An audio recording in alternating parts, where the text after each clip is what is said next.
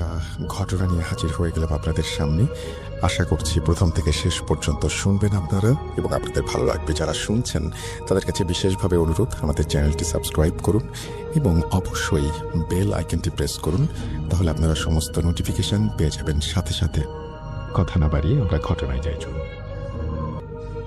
Hello listener, আমি Ahsan Habib, second year MBBS student of Rajshahi medical college and my home town Kushtia. Rasel ভাই, আমি বিলম্ব না করে ঘটনায় সরাসরি চলে যাচ্ছি। ঘটনাটা ঘটে আমাদের রাজশাহী মেডিকেলের বর্তমানে দায়িত্বরত দুইজন ডোমের সাথে। আর যেহেতু এটি একটি বাংলাদেশের অন্যতম প্রসিদ্ধ এবং বড় মেডিকেল কলেজ, এখানে প্রতিদিনই অসংখ্য একাধিক লাশ আমাদের মর্গে আসে পোস্টমর্টমের জন্য। আর এই কাজগুলো তাদের করতে হয়, এই সময় অনেক সময় আনইউজুয়াল অনেক কিছু ঘটে যায়, তারা আমাদের শেয়ার করেন না, কিন্তু আমি অনুরোধ করাই তারা আমাকে কিছু ঘটনা শেয়ার করেছেন, যেগুলো আমি আপনাদের কাছে তুলে ধরছি। ঘটনাটি যেদিন ঘটে সেদিন দুইজন মানুষের অপমৃত্যুকে কেন্দ্র করে। তারা খুবই কুখ্যাত দুইজন ব্যক্তি ছিলেন এবং যাদের একজনকে স্ন্যাবিং করে মারা হয় এবং অপরজনকে মাথার পিছন সাইডে ভারী কিছু দিয়ে আঘাত করে মারা হয়। তাদের লাশটি যখন পোস্টমর্টম রুমে এসে পৌঁছায় তখন বিকেল 4টা পার হয়ে যায় এবং এরা দুজনেই মানে খুব স্বাভাবিকভাবে মারা যায়নি, খুব অস্বাভাবিকভাবে মারা। অস্বাভাবিক, দুজনের মৃত্যুটা অস্বাভাবিক ছিল। তখন ডাক্তারের আসার বিরতি, মানে ডাক্তার কোনো একটা কাজে ব্যস্ত ছিলেন, যাই হোক তিনি আসতে দেরি করে ফেলেন। সামহাও তারা তাদের কাজ শুরু করে দেন। কিন্তু যখন ডাক্তার তার ডিসেকশনটা কমপ্লিট করে, পোস্টমর্টমটা কমপ্লিট হয়ে গেলে ডাক্তার তখন চলে যান রিপোর্টটা করে। আর পরে ডোমরা সেই সেলাইগুলো কিংবা লাশটা ম্যানেজ করে তাদের পরিবারের কাছে হস্তান্তর করার জন্য বাকিটুকু করে থাকে, কাজগুলো করে। একজন ডোম বলে রাখি, তারা দুইজন আপন ভাই। দুইটা লাশ যেহেতু ছিল, তারা দুইটা লাশ দুইজন মিলে কাজ করেছিল, দুইজন ভাগ করে নিয়ে। যেই লাশটার মাথার পিছনে আঘাত ছিল সেটা কমপ্লিট করে অপর ভাই বসেছিল একজন, আর অপর ভাইটি তার সেলাই কাজ তখন চালিয়ে যাচ্ছিল। কিন্তু সে একটি জিনিস ফিল করলো, যখন সে তার রাইট ল্যাটারাল সাইড থেকে, রাইট সাইডে স্ন্যাবিংটা ছিল, যখন মিডিয়াল সাইডে চলে যাচ্ছিল সেলাই করতে করতে, মিডিয়াল সাইডে সেলাই যখন কমপ্লিট হয়ে গেছে তখন সে ল্যাটারাল সাইডে তাকে দেখে সেলাইগুলো খোলা। আচ্ছা, এটা যদি সবাইকে একটু বোঝানো যায়, হ্যাঁ মানে সহজ করে বাংলায় যদি মানে বলে দেওয়া যায় কোন সাইডটাকে বাংলায় কি বলে? আমি বলছি মানে পেটের রাইট সাইডে, রাইট সাইড। জি জি, ওই সাইডটা থেকে একটা সেলাই ছিল। আমরা বলবো যে আমাদের ফেসবুক অলরেডি ছবিটা আপনি দেখেছেন হাত দিয়ে। হ্যাঁ, সেটাই আসলে পেটের একদম পাশে, আমি বলছি পাশের সাইড থেকে, পাশের সাইড থেকে বুকের মাঝামাঝ বরাবর সেলাইটা টানা হচ্ছিল। বুকের মাঝামাঝ বরাবর যখন সেলাইটা কমপ্লিট হয়ে যায়, রাইট সাইড থেকে কিন্তু সে কমপ্লিট করে আসছিল, কিন্তু তখন সে দেখতে পারে রাইট সাইডে সেলাইটা খোলা। এন্ড ইটস আনইউজুয়াল একদম। তখন সে এটাকে তার মনের ভুল ভাবে এবং ভয় পেয়ে যায়। সে স্বাভাবিকভাবে ভয় পেয়ে যায় এবং তাকে হ্যালুসিনেশন ভেবে ভাবে যে একটু বাইরে থেকে ফ্রেশ হয়ে আছি, তাহলে হয়তো আমার কাজ করতে সুবিধা হবে। এখন সে এটা তার ভাইকে বলে না, যে যাতে সে ভয় পেয়ে যায় কিনা অন্য কিছু ঘটে যায়, সেজন্য তার ভাইকে না বলে সে বাইরে চলে আসে গেটের সামনে একটু সামনে।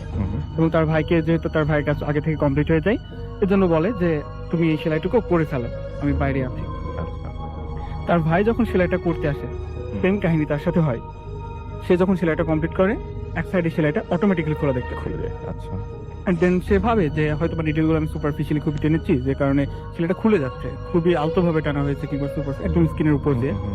আসলে তেমনটা ছিল না। তারপরেও সে মনকে বুঝিয়ে সেলাই টানার জন্য ফার্স্ট যে নিডলটা ওখানে ঢুকিয়েছে, তখনই লাশটা আকস্মিকভাবে তার হাতটা চেপে ধরে। আচ্ছা, এন্ড সেই সময় এটা তাদের সাথে হওয়ার কথা না। দীর্ঘদিন ধরে তারা কাজ করছেন এবং ইটস देयर প্রফেশন। তাদের বাপ দাদা তারা সবই এগুলো করে আসছে। তারপরে সে ভয় পেয়ে যায় এবং চিৎকার করে ফেলে। যে চিৎকারটা ঠিক গেটের সামনে থাকা তার ভাই শুনতে পায়।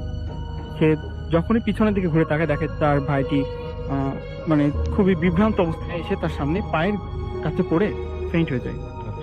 আর আমাদের ইমার্জেন্সি ওখান থেকে তো বেশি দূরে না, মর্গ থেকে 2-3 মিনিটের পথ। তাকে সাথে সাথে ওখানে নেওয়া হয়। ডক্টর ওখানে ছিলেন, তিনি কিছুক্ষণের মধ্যে জ্ঞান ফিরে আসে। যখন জ্ঞান ফিরে যায় তখন তাকে জিজ্ঞাসা করা হয় আসলে কি হয়েছিল। তখন সে বলে যখন সে সেলাইটা করছিল ফার্স্ট টাইম এমন হয়, সেকেন্ড টাইম যখন সে সেলাইটা পুনরায় করতে যায় তখন লাশটি তার হাত চেপে যাবে। অ্যান্ড আপনি জেনে অবাক হবেন যে আসলে তার হাতে তখনও 3টে আঙ্গুলের দাগ ছাপ পাওয়া গিয়েছিল, একদম যেটা ওই সময় কর্তব্যরত অবাক করার চিকিৎসকও দেখেছিলেন। রাইট রাইট, এখানে হ্যালুসিনেশনের কোনো প্রশ্ন প্রশ্নই আসছে না যদি হতো। আর সবচেয়ে বড় কথা, হ্যালুসিনেশন কখন হয়? যখন হচ্ছে মানুষজন মানে কি বলবো, যে উনি তো নার্ভাস ছিলেন না, Yes. ডেফিনেটলি। আসলে হ্যালুসিনেশনটা হয় সাধারণত আমাদের দেহে যে ইলেকট্রোলাইট রাইট, অনেকগুলো ইলেকট্রোলাইট আমাদের দেহে আছে, সেগুলো ইলেকট্রনের ইমব্যালেন্স হলে তখন হ্যালুসিনেশন হয়। বাট তারা ওখানে প্রফেশনাল, তারা ওইগুলো করে, তাদের Exactly. হওয়ার কোনো প্রশ্ন আসে না। আর ওটা তেমন সিরিয়াস কিছু ছিল না, আমি বলেছি আগেই, পেটে স্ন্যাপিং ছিল জাস্ট রাইট, এতটুকু, ওটুকু তেমন বড় কিছু না। কিন্তু ঘটনাটা এখানে শেষ হয়ে গেলে পারতো। জি, তারা সম্ভবত ভয় পেয়ে যায় এবং তারা, আপনি জানেন একাধিক ডোম থাকে হাসপাতালে, তারা বিশ্রামে চলে যান কিছুদিনের জন্য, হাসপাতাল কর্তৃপক্ষ তাদের বিশ্রাম দিয়ে দেয়। আচ্ছা, এবং তার বংশধর যারা আছেন, তার বাবা, তার চাচা, এরকম তারা পরবর্তী 7-8 দিনের জন্য তাদের কাজ করতে বলা হয়। কিন্তু তার দাদা একটি জিনিস খেয়াল করেন, যখন পরবর্তী একটা লাশ আসে, জি, তিনি লাশটি সম্পূর্ণ ভালোভাবেই মানে ডিসেকশন কমপ্লিট হওয়ার পরে সেগুলো প্রিপেয়ার করে তার আত্মীয় স্বজনের কাছে পৌঁছানোর ব্যবস্থা করে নেন। জি, তিনি, আমাদের নিয়ম আছে ওয়েপন্স গুলো যেগুলো ইউজ করা হয় লাশ ডিটেকশন করার পরে সেলাই করার জন্য কিংবা ম্যানেজ করার জন্য, সেগুলো পরিষ্কার করে ধুয়ে ট্রে আছে, বিভিন্ন জি। ট্রেগুলোতে সাজিয়ে সেলফে রেখে দেওয়া হয়। আপনারা চোখ বন্ধ করে একটু কল্পনা করবেন যাই হ্যাঁ। বলছেন উনি। Yes, obviously. জি। And তারপরে তিনি ওইগুলো সাজিয়ে লক করে বের হয়ে আসেন, রুম থেকে বের এসে রুমটা লক করে দেন। সেই সময় ভিতর থেকে একটি চাকু পড়ে যাওয়ার শব্দ তিনি শুনতে পান। আচ্ছা, এটা খুবই আনইউজুয়াল। তিনি ভয় পেয়ে যাননি বললে ভুল হবে, তিনি ভয় অবশ্যই পেয়েছেন, সেজন্য তিনি রুমটা আবার খুলেছেন। খুলে দেখেন যেই চাকুটি তিনি সবেমাত্র ওখানে রেখে গিয়েছেন সেটা নিচে পড়ে আসে। বাট আমি বলতে চাই, আমাদের রাজশাহী মেডিকেল কলেজের যে এই মর্গটা আছে খুবই অত্যাধুনিক, আর এখানে ভিতরে কোনো একটি ইঁদুর ঢোকারও সম্ভাবনা নেই বললে চলে, এটা এতটাই অত্যাধুনিক। কিন্তু তারপরেও এটা কিভাবে পড়বে, ওখানে বাতাস নেই, চারদিক থেকে আটকানো, এত বড় একটা ওয়েপন, তাও আবার ট্রে চারপাশে তো বাউন্ডারি করা থাকে, উঁচু থাকে, ওটার থেকে চাকুটা পড়ার কথা না। যাই হোক, সেটা মানে সেটা নিজের ভুল মনে করে সেটা এড়িয়ে যায় এবং আবার চাকুটি যথাস্থানে রেখে বের হয়ে এসে লক করে। কিন্তু রাসেল ভাই সেম কাহিনী, আবার তিনি আবার চাকুর শব্দ শুনতে পান, যেটা আসলে খুবই তার জন্য ভয়ঙ্কর ছিল। জি, সে ওই দিন চাকটা না তুলেই চলে আসে, তিনি আর দ্বিতীয়বার ঢোকার সাহস পান নেই। পরদিন যখন তিনি ডিসেকশন রুমে আসেন, মর্গে আসেন, তখন কিন্তু সেই চাকুটা ওখানেই পড়েছিল। আচ্ছা, এন্ড এটা 7 দিন পরে জি, মর্গের জানালায় একটা জানালা খোলা হয়, কোন একটা কারণে জানালাটা একটা মানে চেঞ্জ করার জন্য হতে পারে, মর্গে একটা জানালা খোলা হয়। জানালার পাশে কিন্তু একটা তেঁতুল গাছ আছে, এখন আছে, ওটা দেখা যায়। তিনি একটি লাশ ডিসেকশন শেষ হয়ে যাওয়ার পরে সেলাই কাজটাই করছিলেন, সেই সময়ে পাশে একটা গাছ থেকে ধূপ করে কিছু একটা শব্দ, মানে পর শব্দ হয়, কিছু একটা পড়লে যেমন মাটিতে শব্দ হয়, সে তেমন একটা শব্দ হয়। অ্যান্ড কিউরিয়াসলি সে ওইদিকে তাকায় এবং তাকে যে দেখে, ready at all two see that. oh my God, সেখানে সে দেখতে পায় একটি প্রায় 7, ভাষ্য মতে, আমি তার ছেলের কাছ থেকে শুনেছি, তার বাবার ঘটনা, এখন যিনি কর্মরত আছেন, তিনি বলেন যে about 7 to 8 feet height and সাদা, টোটালি সাদা পোশাক পরা ছিল, গাছের ডালটা ধরে ঝুলছে এবং তার দিকে তাকে একটি হাসি দিয়েছে। হ্যাঁ, এটা দেখে সে ভয় পেয়ে যায় এবং যেহেতু দিনের বেলা একদম মানে প্রকাশ্য দিবালোকে হয়েছে তার সাথে, জি, সে রুম থেকে বের হয়ে আসে এবং এটা সবার সাথে শেয়ার করে। পরে সেদিকে যায়, তারা যে দেখে যে একটি গাছের তেমন কিছু পায় না, কিছু পাতা পড়ে থাকে এবং গাছের একটি মোটা ডাল, অনেক মোটা ডাল, যেটা মানে কোনো ঝড় ছাড়া কিংবা ঘুণে ধরা ছাড়া সম্ভবত ভাঙা সম্ভব নয়, ওটা পড়ে থাকে ওখানে। এরপর থেকেই আসলে তাদের সাথে এমন অনেক কিছু ঘটতে পারে, এখন ঘটে থাকে। এখন তিনি মারা গিয়েছেন, বলেন না বা চুপচাপ হ্যাঁ, থাকেন। এটা চুপচাপ থাকেন। তিনি আমাদের কাছে এভাবে শেয়ার করতে চাননি, কিন্তু আমার শ্রদ্ধেয় রুমমেট সাজ্জাদ হক ইমরান এটা আমাকে অনেক সহায়তা করেছেন তার সাথে সরাসরি যোগাযোগ করার জন্য, তিনি আমাকে আসলে করতে চাননি। আর পরাগ, তারপর রিপন, এরা আমাকে অনেক হেল্প করেছে ওখানে যাওয়ার Thank জন্য। you very much. Everyone happy. Thank you very much, আপনি এত চমৎকার একটা ঘটনা শেয়ার করেন আমাদের সাথে। আজ বাড়িয়ে আমরা ঘটনায় যাই, চলুন। আসসালামু আলাইকুম। জি, বলুন। হ্যালো বুদ্ধরুম গেস্টনার, আমি হারুন রশিদ, এসেছি 56তম MBBS batch Rajshahi medical college থেকে। জি, আমার হোম ডিস্ট্রিক্ট সিরাজগঞ্জ জেলা। ওকে, আমি যে ঘটনাটি শেয়ার করব, ঘটনাটি আমাদের মেডিকেল কলেজে বর্তমান কর্মরত ডোম তার কাছে শোনা। ঘটনাটি ঘটেছিল তার দাদার সাথে, জি, তিনিও ছিলেন একজন পেশায় ডোম। ঘটনাটি 80-র দশকের। জি, রাজশাহী জেলার তানোর থানার জি, একটি গ্রামে জমি জমা সংক্রান্ত বিরোধ নিয়ে একজনের মাথায় আঘাত লেগে মৃত্যু হয়। স্বাভাবিকভাবে সেটা ময়নাতদন্ত করার জন্য রাজশাহী মেডিকেল কলেজে আনার ব্যবস্থা করা হয়। 80 দশক বিধায় তখন গ্রাম অঞ্চলে একমাত্র বাহন ছিল গরুর গাড়ি। তো জেনারেলি সেটা গরুর গাড়িতে আনার ব্যবস্থা করা হয়। কোনো এক কারণে তাদের যাত্রা করতে প্রায় রাত হয়ে যায়। লাশের সাথে ছিলেন একজন চৌকিদার এবং গাড়োয়ান, যারা পাশাপাশি বসেছিলেন। আচ্ছা, তারা যখন যাত্রা শুরু করলেন, 10-15 মিনিট ভালোই আগালেন আর জি। বিপত্তিটা ঘটলো একটা তেঁতুল গাছের নিচে, যা ছিল দুটি গ্রামের মাঝখানে এবং জনমানুষিত এলাকায়। সেখানে এসে গরুগুলো হঠাৎ থেমে গেল। তখন চালক, গাড়োয়ান আর কি, তিনি গরুগুলোকে মারতে থাকলেন সামনে আগানোর জন্য, কিন্তু গরুগুলো কিছুতে সামনে আগাচ্ছিল না। তখন চৌকিদার এবং গাড়োয়ান গরুগুলির চাকা কিছুটা আটকে গেছে কিনা তা পরীক্ষা করার জন্য পিছনে তাকালেন, কিন্তু পিছনে তাকে তারা যা দেখলেন তা দেখার জন্য তারা দুজনে কেউই প্রস্তুত ছিলেন না। আচ্ছা, তারা দেখলেন লাশটি তাদের দিকে মুখ করে বসে আছে। এটা দেখার পর তারা হতভম্ব হয়ে গেলেন এবং পাশের গ্রামের দিকে ছুটতে শুরু করলেন। ওকে। পাশের গ্রামে গিয়ে লোকজনকে জানালেন তাদের সাথে কি বিস্ময়কর ঘটনাটা ঘটে গেছে। জি জি। তখন গ্রামের লোকজন মাটি সোটা মশাল নিয়ে সেই স্থানে আসলেন। এসে যা দেখলেন তা ছিল আরো ভয়াবহ। আচ্ছা। গরু দুটি মৃত অবস্থায় পড়ে আছে, আর লাশটি পুরো অবস্থায় শোয়ানো আছে। তারা আকস্মিকতার কারণে রাত্রে পাশে গ্রামে অবস্থান করলেন এবং পরদিন অন্য একটি বাহনের মাধ্যমে লাশটি রাজশাহী মেডিকেল কলেজে আনার ব্যবস্থা করলেন।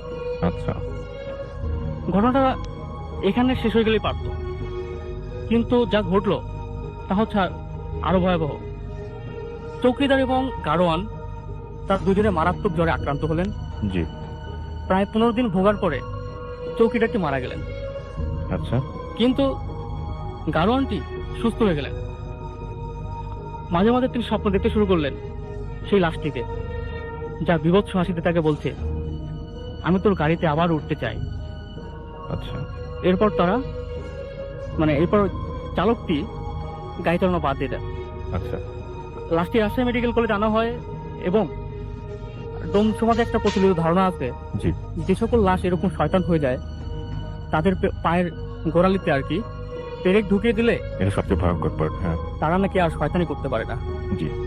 তো লাশটির সাথে তাই করা হয় এবং তার লাশটির দুই পায়ে পেরেক ঢুকিয়ে তার স্বজনদের মাঝে হস্তান্তর করা হয়। ব্রেক ঠুকে দেওয়া হয় পায়ের মধ্যে? হ্যাঁ, পায়ের গোড়ালিতে। আচ্ছা, পায়ের গোড়ালিতে? হ্যাঁ, এখানে আর কি ম্যালিউল আছে, ওকে, ওইখানে ঢুকে যায়। ওকে, অনেক ধন্যবাদ ডক্টর হারুন আপনাকে। কথা না বাড়িয়ে আমরা ঘটনায় যাই। চলুন, ঘটেছিল আপনার এই ঘটনাটা? রাসেল ভাই, আসলে ঘটনাটি ঘটা রাজশাহী মেডিকেল কলেজ আমার এক বড় ভাইয়ের কাছে। আমি যখন আমি প্রথম আইএসটিতে প্রথম আমি ভর্তি হই, তখন আমি আপনার 0 পয়েন্ট এখানেই আমি একটা মেস ভাড়া নিই। মেসের একটা বড় ভাই ছিল, একটা আমরা কোথায় ঘটেছে কি ঘটেছে সব ডিটেল বলবো না আসলে, ঠিকানাগুলো বলার দরকার নেই, আপনি জাস্ট ঘটনাটা বলেন। কিছু সবাই বুঝতে পারছে রাজশাহীতে ঘটেছে। আসলে আমার ভাই আমাকে যেভাবে শেয়ার করেন সেভাবে বললাম রাসেল ভাই। রাসেল ভাই, আমার ভাইয়া একদিন হঠাৎ করে খবর আসে যে তার একটা রিলেটিভ অ্যাক্সিডেন্ট করেছে, খুব মারাত্মক অ্যাক্সিডেন্ট। তো রাত 10টার দিকে তার কাছে আরেকটা খবর আসে, খুব মর্মান্তিক খবর, যে সে মারা গেছে। সে অনেক আপসেট হয়ে পড়ে। তো মেসে যারা ছিল তারা ধরেন তাকে অনেক করার পরে সাথে সাথে সে মেডিকেল কলেজে চলে যায় তার গেস্টকে দেখতে। তো যাওয়ার পরে তার রিলেটিভ যারা ছিল তারাও তো অনেক আপসেট ছিল সেজন্য ঘটনার কারণে। তো তাদের সান্ত্বনা দেওয়ার পরে সে যেহেতু লাশটা রাসেল ভাই এখানে অস্বাভাবিক মৃত্যু, এজন্যই লাশকে অনেক ফর্মালিটিস ছিল যেটা পূরণ করা সম্ভব ছিল না, তাই একটু দেরি হতো। তাই হিমাগার, যেটা আর কি রাজশাহী মেডিকেল কলেজের মর্গ, সেখানে রাখা হয়। তো রাসেল ভাই সে এই ঘটনা শোনার পর লাশটা কোথায় আছে সেই জিনিসটা জেনে, তো কাউকে না বলে সে সরাসরি সেই মর্গে যায় এবং যে সে হয়তো ভাবে যে সেখানে হয়তো সিকিউরিটি থাকবে, সিকিউরিটি আবশ্যিক থাকবে, সিকিউরিটি থাকবে, তো সিকিউরিটি থেকে সে হয়তো বা ঘুষ বা কোনো এরকম কিছু একটা দিয়ে তার লাশটা দেখবে, সে কেবিন নাম্বারটা নিয়ে যায়। তো রাসেল ভাই যে কথা সেই কাজ, তিনি চলে যায়। ওখানে যাওয়ার পরে সে দুর্ভাগ্যজনকভাবে ওখানে দেখে যে ওখানে কোনো সিকিউরিটি সেদিন ছিল না। মানে পরে জানা যায় সিকিউরিটি একটু প্রাকৃতিক কাজে একটু সাড়া দিয়েছিল, তাই একটু বাইরে ছিল। তো রাসেল ভাই সে ওখানে দাঁড়িয়ে থাকে, তা সেও একটু আপসেট ছিল। মানে সে ভাবছিল লাশটা তাকে দেখতেই হবে, কারণ তার আসা পসিবল ছিল না লাশটা দেখার জন্য, কারণ সকালবেলা ভোরেই তার লাশটা নিয়ে রওনা হয় বাসায়। তো যেই কথা সেই কাজ, সে ওখানে দাঁড়িয়ে থাকতে থাকতে হঠাৎ পিছন থেকে আসে একটা ডাক পড়ে, মানে তার কাছাকাছি। একজন ডাকে তাকে। হ্যাঁ, একটা ডাকে। তো সাথে সাথে পিছনে তাকিয়ে মানে একটা লোক দেখে। লোকটা ছিল এরকম মানে রাস্তা আর কি, মানে মানে আর কি বলা যায় নিশা করে আর কি, এরকম একটা ব্যাপার। চুলগুলো কুকলো, মানে ড্রেসটাও ঠিক তেমনই ছিল, মানে বোঝা যাচ্ছে। দেখে খুব অস্বাভাবিক মনে হচ্ছে, স্বাভাবিক হ্যাঁ। সুস্থ মনে হচ্ছে না? হ্যাঁ, হ্যাঁ। জি, বলেন। তাকে বললো ভাইজান, মানে এইভাবে বললো গ্রামের ভাষায়, ভাইজান লাশ দেখবেন? তখন সে বললো হ্যাঁ দেখবো। তো বলতেছে যে আমার সাথে আসেন। তো এই কথা শুনে এতে একটু বিচলিত হলো। সেই লোকটার এই কথা বলার সাথে সাথে রাসেল ভাই, এই আপনার যে ঘরের গেটটা ছিল অলওয়েজ বন্ধ থাকে, গেটের সামনে যায় একটা হ্যাঁচকা টান দিয়ে তালাটা খুলে। তো হয়তো সে ভাবছিল যে হয়তো চাবি দিয়ে খুললো, মানে হ্যাঁচকা টান দিয়ে খুব জোরে তালাটা খুলে। খোলার পরে লোকটা তাকে ভিতরে ডাকে। তো সে কিছু না বুঝেই ভিতরে যায়। যাওয়ার পরে সে একটা জিনিস খেয়াল করে রাসেল ভাই, একটা অস্বাভাবিক একটা তীব্র গন্ধে, তা মানে সে আমাকে যেভাবে বললো যে তীব্র গন্ধে সেখানে টিকতে পারতেছে না, কিন্তু সেই লোকটা যে ছিল স্বাভাবিক মানুষের মতো আচরণ করতেছে। সে হঠাৎ করে মানে একটা কেবিন খুলে ফেলে লাশের। কেবিন খোলার পরে বলে ভাই ভাইজান লাশ দেখবেন? লাশ দেখেন। তো এখানেই তার মনে একটা খটকা লাগে, আমি তো মানে লোকটাকে চিনি না, আর যদি সিকিউরিটি ছাড়া তো এখানে মানে খোলা পসিবল না, কারণ এখানে মানে দালাল রিলেটেড লোক থাকে, কিন্তু তাদের কাছে চাবি থাকাটা পসিবল না, আর পসিবল না মানে থাকবেই না।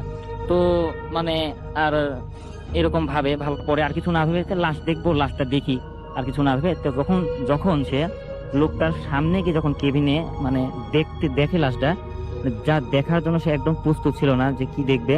সে দেখে সেই লোকটা মানে কাফনের কাপড় দিয়ে জড়ানো, মানে এই সেই কেবিনে যে ডেকে নিয়ে আসছিল, কেবিনে সে শুয়ে আছে, গলায় গোল একটা লাল দাগ, মানে জিব্বাটা বিরাজ, মানে আর কি ফাঁসির লাশ আর কি যেটা বলে আমার। জিব্বাটা অনেক, সাথে সাথে সে শক্ট হয়ে পিছনে তাকায়, কেউ নেই পিছনে, একদম ফাঁকা। তো সাথে সাথে সে মানে যে ডোরটা ছিল, দরজা দিয়ে দৌড়ে বেরিয়ে চলে আসে। আসার পরে রাসেল ভাই অনেক ভয় পায়, সে অনেক ভয় পাওয়ার পরে সে দৌড় দেয়। তার মানে যেখানে রিলেটিভরা ছিল বা জনবহুল এলাকায় সে দৌড় দিয়ে সে ঘুরে ফিরে খালি একই জায়গায় দৌড় দিয়ে গলি পার হয়ে বারান্দা দিয়ে ঘুরে ফিরে একই জায়গায়, শুধু মর্গের সেই মানে আপনার হিমাগারের গেটের সামনে। সে একটু পর খেয়াল করে এভাবে আস্তে আস্তে মানে দরজাগুলো বাড়ি খাওয়া শুরু করছে, মানে এপার ওপার দোলা শুরু করছে। এটা দেখে রাসেল ভাই উনি আর ঠিক থাকতে পারেন না, উনি ওখানে সেন্সলেস হয়ে যান। 1-2 ঘন্টা পরে যখন তার জ্ঞান ফিরে, তখন সে তাকে হসপিটালেরই একটা বেডে আবিষ্কার করেন।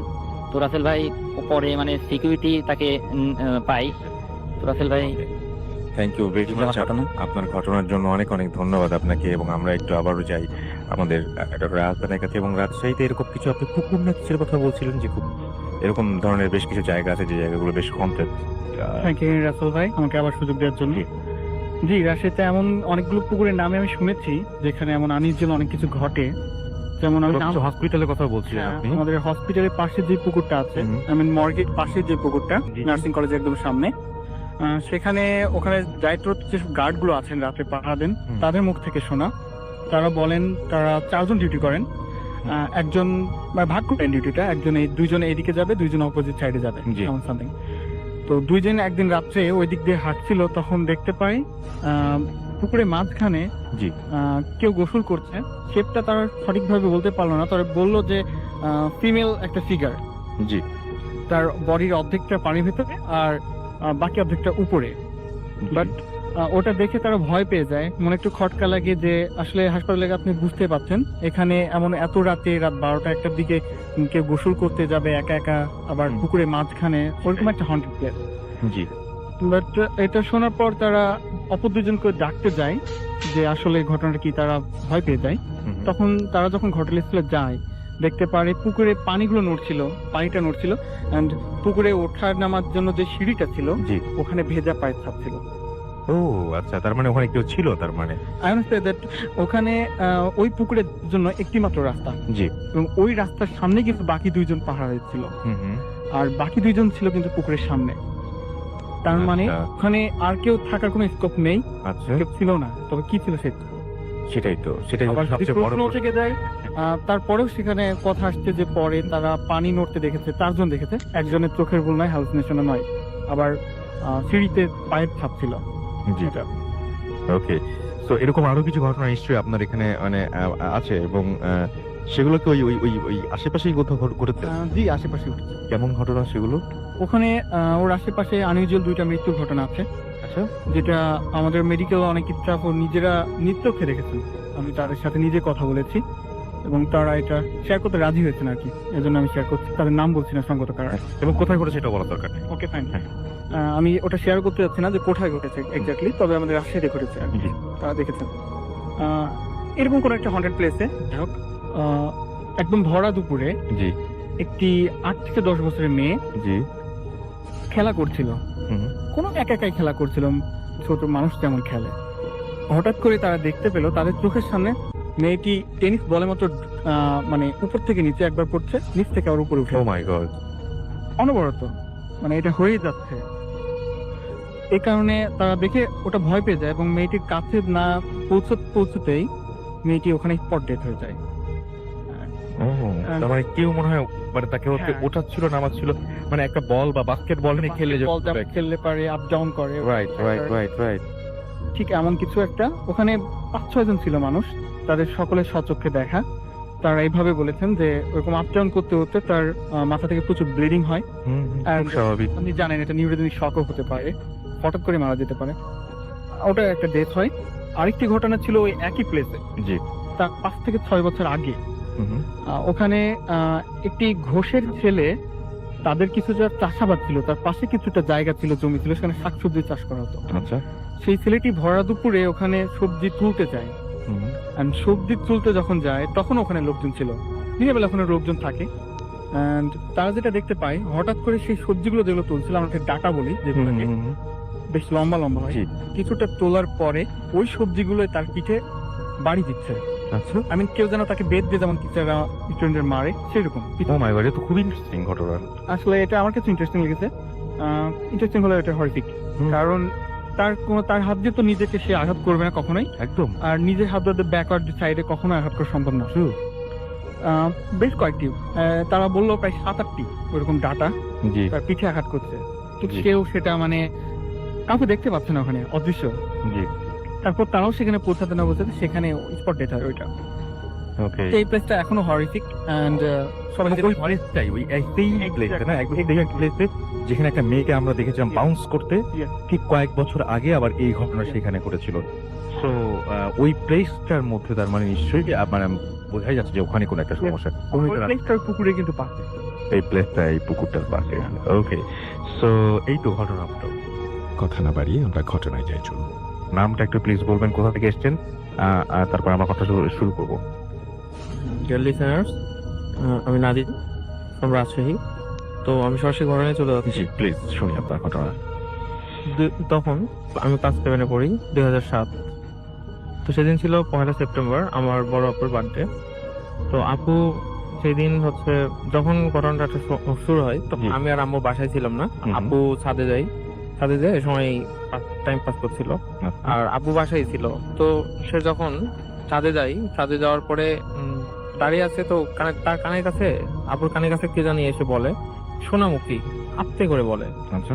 তারপরে সে মানে মনে করে যে নিচ থেকে কেউ চিল্লাই বলছে, ওই জন্য আস্তে করে কানের কাছে এসে বাজছে। তারপরে সে পরপর আরো 2 বার শুনতে পাই যে তার কানের কাছে এসে স্পষ্ট শুনছে তাকে পরপর 2 বার সোনামুখী আবার বলছে। তো সে দৌড়ে নিচে চলে যায় আব্বুর কাছে। তো আব্বুর কাছে যাওয়ার পরই সে একটা জিনিস খেয়াল করে যে তার 2 হাত ধরা চুড়ি। তো সে কিন্তু চুড়ি পরেছিল না, তার হাতে চুড়ি আসলো কি করে। তো সে একটু অবাক হয়। তারপরে সাথে সাথেই বাসার মেন গেটে কর্নার আওয়াজ। তো আপু দরজার কাছে যায়, যে দরজাটা খুলতেই দেখে একটা বড় আকারে একটা কুকুর দাঁড়িয়ে আছে।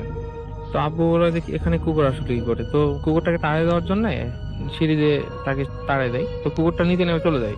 তো কুকুরটা অনেক আগে চলে যায়। আব্বু নিচে যে দেখে যে নিচের মেন গেটটাও বন্ধ, তাহলে কুকুরটা আসলো কি করে আর গেলই বা কোথায়, নিচে দেখা যায়নি আর। তারপর মেন গেটটা খুলতেই দেখে যে দরজার বাহিরে একটা চশমা পড়ে আছে। চশমাটা পরিচিত লাগছিল অনেক। জি। তো চশমাটা কাটতে যেয়ে দেখে যে আব্বু যে চশমাটা সবসময় ইউজ করে ওই চশমাটাই বাইরে পড়ে আছে। কিন্তু কিছুক্ষণ আগে পর্যন্ত তার চোখেই ছিল কিন্তু চশমাটা, কিন্তু কিভাবে বাইরে গেল তিনি বুঝতে পারেনি। যে সময় আমি আর আম্মু বাসা ব্যাক করি, বাসা ব্যাক করার পরে আম্মু জিজ্ঞেস করে কি ব্যাপার সবাই নিচে কেন। তারপরে আব্বু বলে যে কিছু না, উপরে আসো। তো উপরে যে সবাই শুনলাম। তো সেই দিনের মতো আর কোনো সমস্যা হয়নি। পরের দিনে আবার ওই সন্ধ্যার দিকেই আব্বু বাসায় ছিল না, আমি আম্মু আর আব্বু বাসায় ছিলাম। তো ওই সময় দেখছি যে আমার রুমের লাইট অন অফ শুরু হয়েছে। আমার রুমের লাইটটা অন অফ হচ্ছিল, সুইচের শব্দ শোনা যাচ্ছিল। তো রুমে কেউ তো ছিল না, কিন্তু কেউ অন অফ করছিল। তারপরে আব্বু বাসা আসলে আব্বু বলে যে না ওসব কিছু না, ওটা ইলেকট্রিক্যাল প্রবলেমের জন্য হতেই পারে, যাতে আমরা কেউ ভয় না পাই, কারণ আমরা ছোট ছিলাম। তারপরে সেদিনও সব শেষ দিয়ে রাতে যখন আমি ঘুমাতে যাই একটা জিনিস খেয়াল করছি যে আমার রুমে আঁচড় কাটছিল, দেয়ালে কে জানি আঁচড় কাটছিল। আবার দেখছি যে সুইচ বোর্ডে যে লাল আলোটা থাকে ওটাকে যেন আঙ্গুল দিয়ে চেপে চেপে ধরছিল। তো আমি দেখে লাইট অন করে দেখি যে কেউ নাই। তো সেই দিন আর কোনো কিছু হয়নি, আমি ঘুমিয়ে যাই। জি। তারপরে বাসায় আর কোনো সমস্যা হয়নি সেরকম। তার কিছুদিন পরে আমি দেখছি যে আমি একটা জিনিস খেয়াল করছি আমার রুমে থেকেই। এই জিনিসটা আমি পরপর কয়েকদিন একই জিনিস খেয়াল করছি যে কে যেন একটা মানুষ, তার পুরো চেহারা দেখা যায় না, তার বডির কোনো অংশই দেখা যায় না, তার মাথাটাও ঢাকা। দেখছি যে একটা মানুষ আমার দরজার সামনে দাঁড়িয়ে থাকে। তো আমি যখন তাকে দেখার জন্য দৌড়ে যাই সে ভ্যানিশ হয়ে যায়। আর একটা জিনিসই দেখছি যে যখন ভ্যানিশ হয় তখনই দেখছি যে জানালা দিয়ে একটা বিড়াল চলে যায়। বিভিন্ন দিন বিভিন্ন কালারের বিড়াল দেখছি আমি।